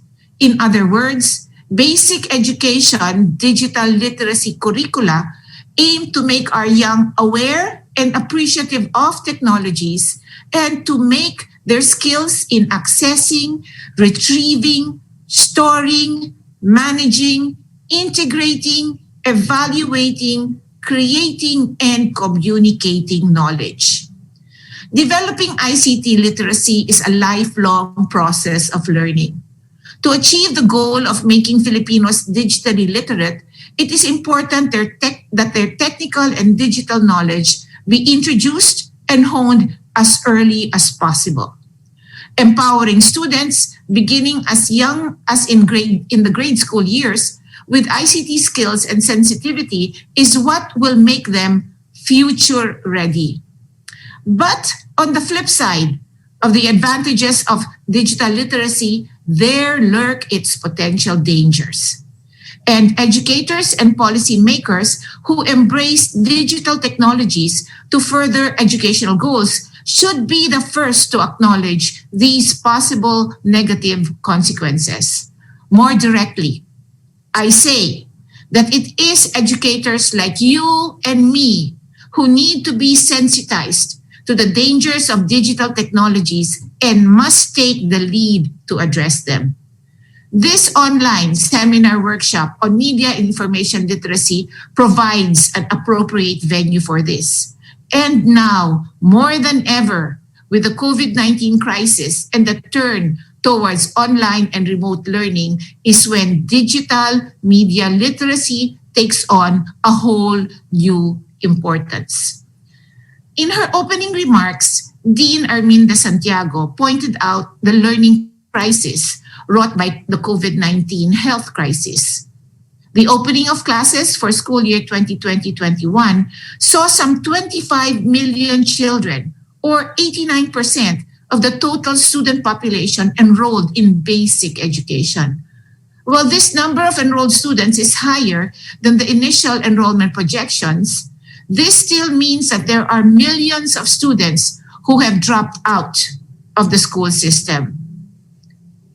The turn to the learning crisis is exacerbated by an unreliable internet connectivity and the limited access to gadgets and devices. Moreover, estimates are that a fraction only of our 800,000 public school teachers are trained for remote online learning. And as if this is not enough, COVID-19 inspired an infodemic, a national crisis that has called our attention to the country's need for media literacy education. This pandemic has shown to us all how vital our role is as educators to continue to extend our efforts in digital literacy in media among the Filipino public and our public audiences. That is why this commitment, that pledge that we all made a little while ago is so important. I congratulate everybody for having participated in, for having led in the planning and in the implementation of this seminar series. I hope to continue to become part of this continuing education. And I hope that in the future, all our paths will meet and that we all together would have contributed to this increase in literacy among our Filipino people. We need it all. Thank you very much and good afternoon. A fitting close indeed to the first of a series on media and information literacy, on digital literacy. Dr. Perna, maraming salamat po. I'm pretty sure, binanggit mo kanina, our paths will cross again. Hindi tayo kasi madalas tayo nagkikita, di ba? Yung iba, di ba? O yung mga teachers natin. Kasi as you said, we pledged the commitment. Meron na tayong commitment, yung passion natin as educators, content providers, communicators, andyan na yun. The challenge is there. We rise above it. Ito na, dire-diretso na to, as we said. Thank you very much for inspiring. That's truly inspiring, Dr. Perna. Okay, that's all the time we have today. It's really my pleasure to be hosting and moderating this first of a series on digital literacy. I thank the organizers and the partners. This first of a series was conducted by the University of the Philippines Cultural Mass Communication Foundation Incorporated. Maraming salamat, Dean Armin Santiago, for having me here, and all the members of the training team, the technical team. Marami kayo. Very good job. Maraming salamat din to our facilitators already mentioned, and to our educators. Maraming salamat po. In partnership also, we also thank the Philippine Press Institute, the University of the Philippines, University of the Philippines College of Mass Communication, Department of Education. Of course, please do not forget, at tuloy-tuloy pang ating mga projects kasi meron tayong generous support coming from, sabay-sabay, Nickel Asia Corporation. Hats off to you. Maraming salamat po. You guys, keep safe, okay? And be inspired. Take all those fears away. Maraming salamat po. See you next time, everyone. I hope you had a good time as much as I did. Thank you very much.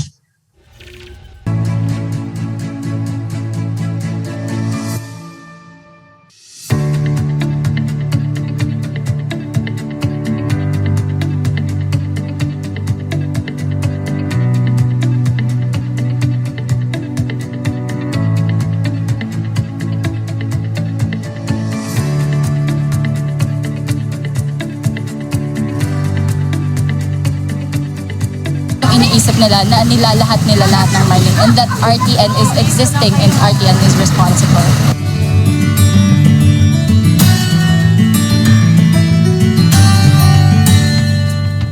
A story worth telling kasi kailangan namin ipakita yun sa ibang tao because we need to inspire more people na gawin talaga tong responsible mining.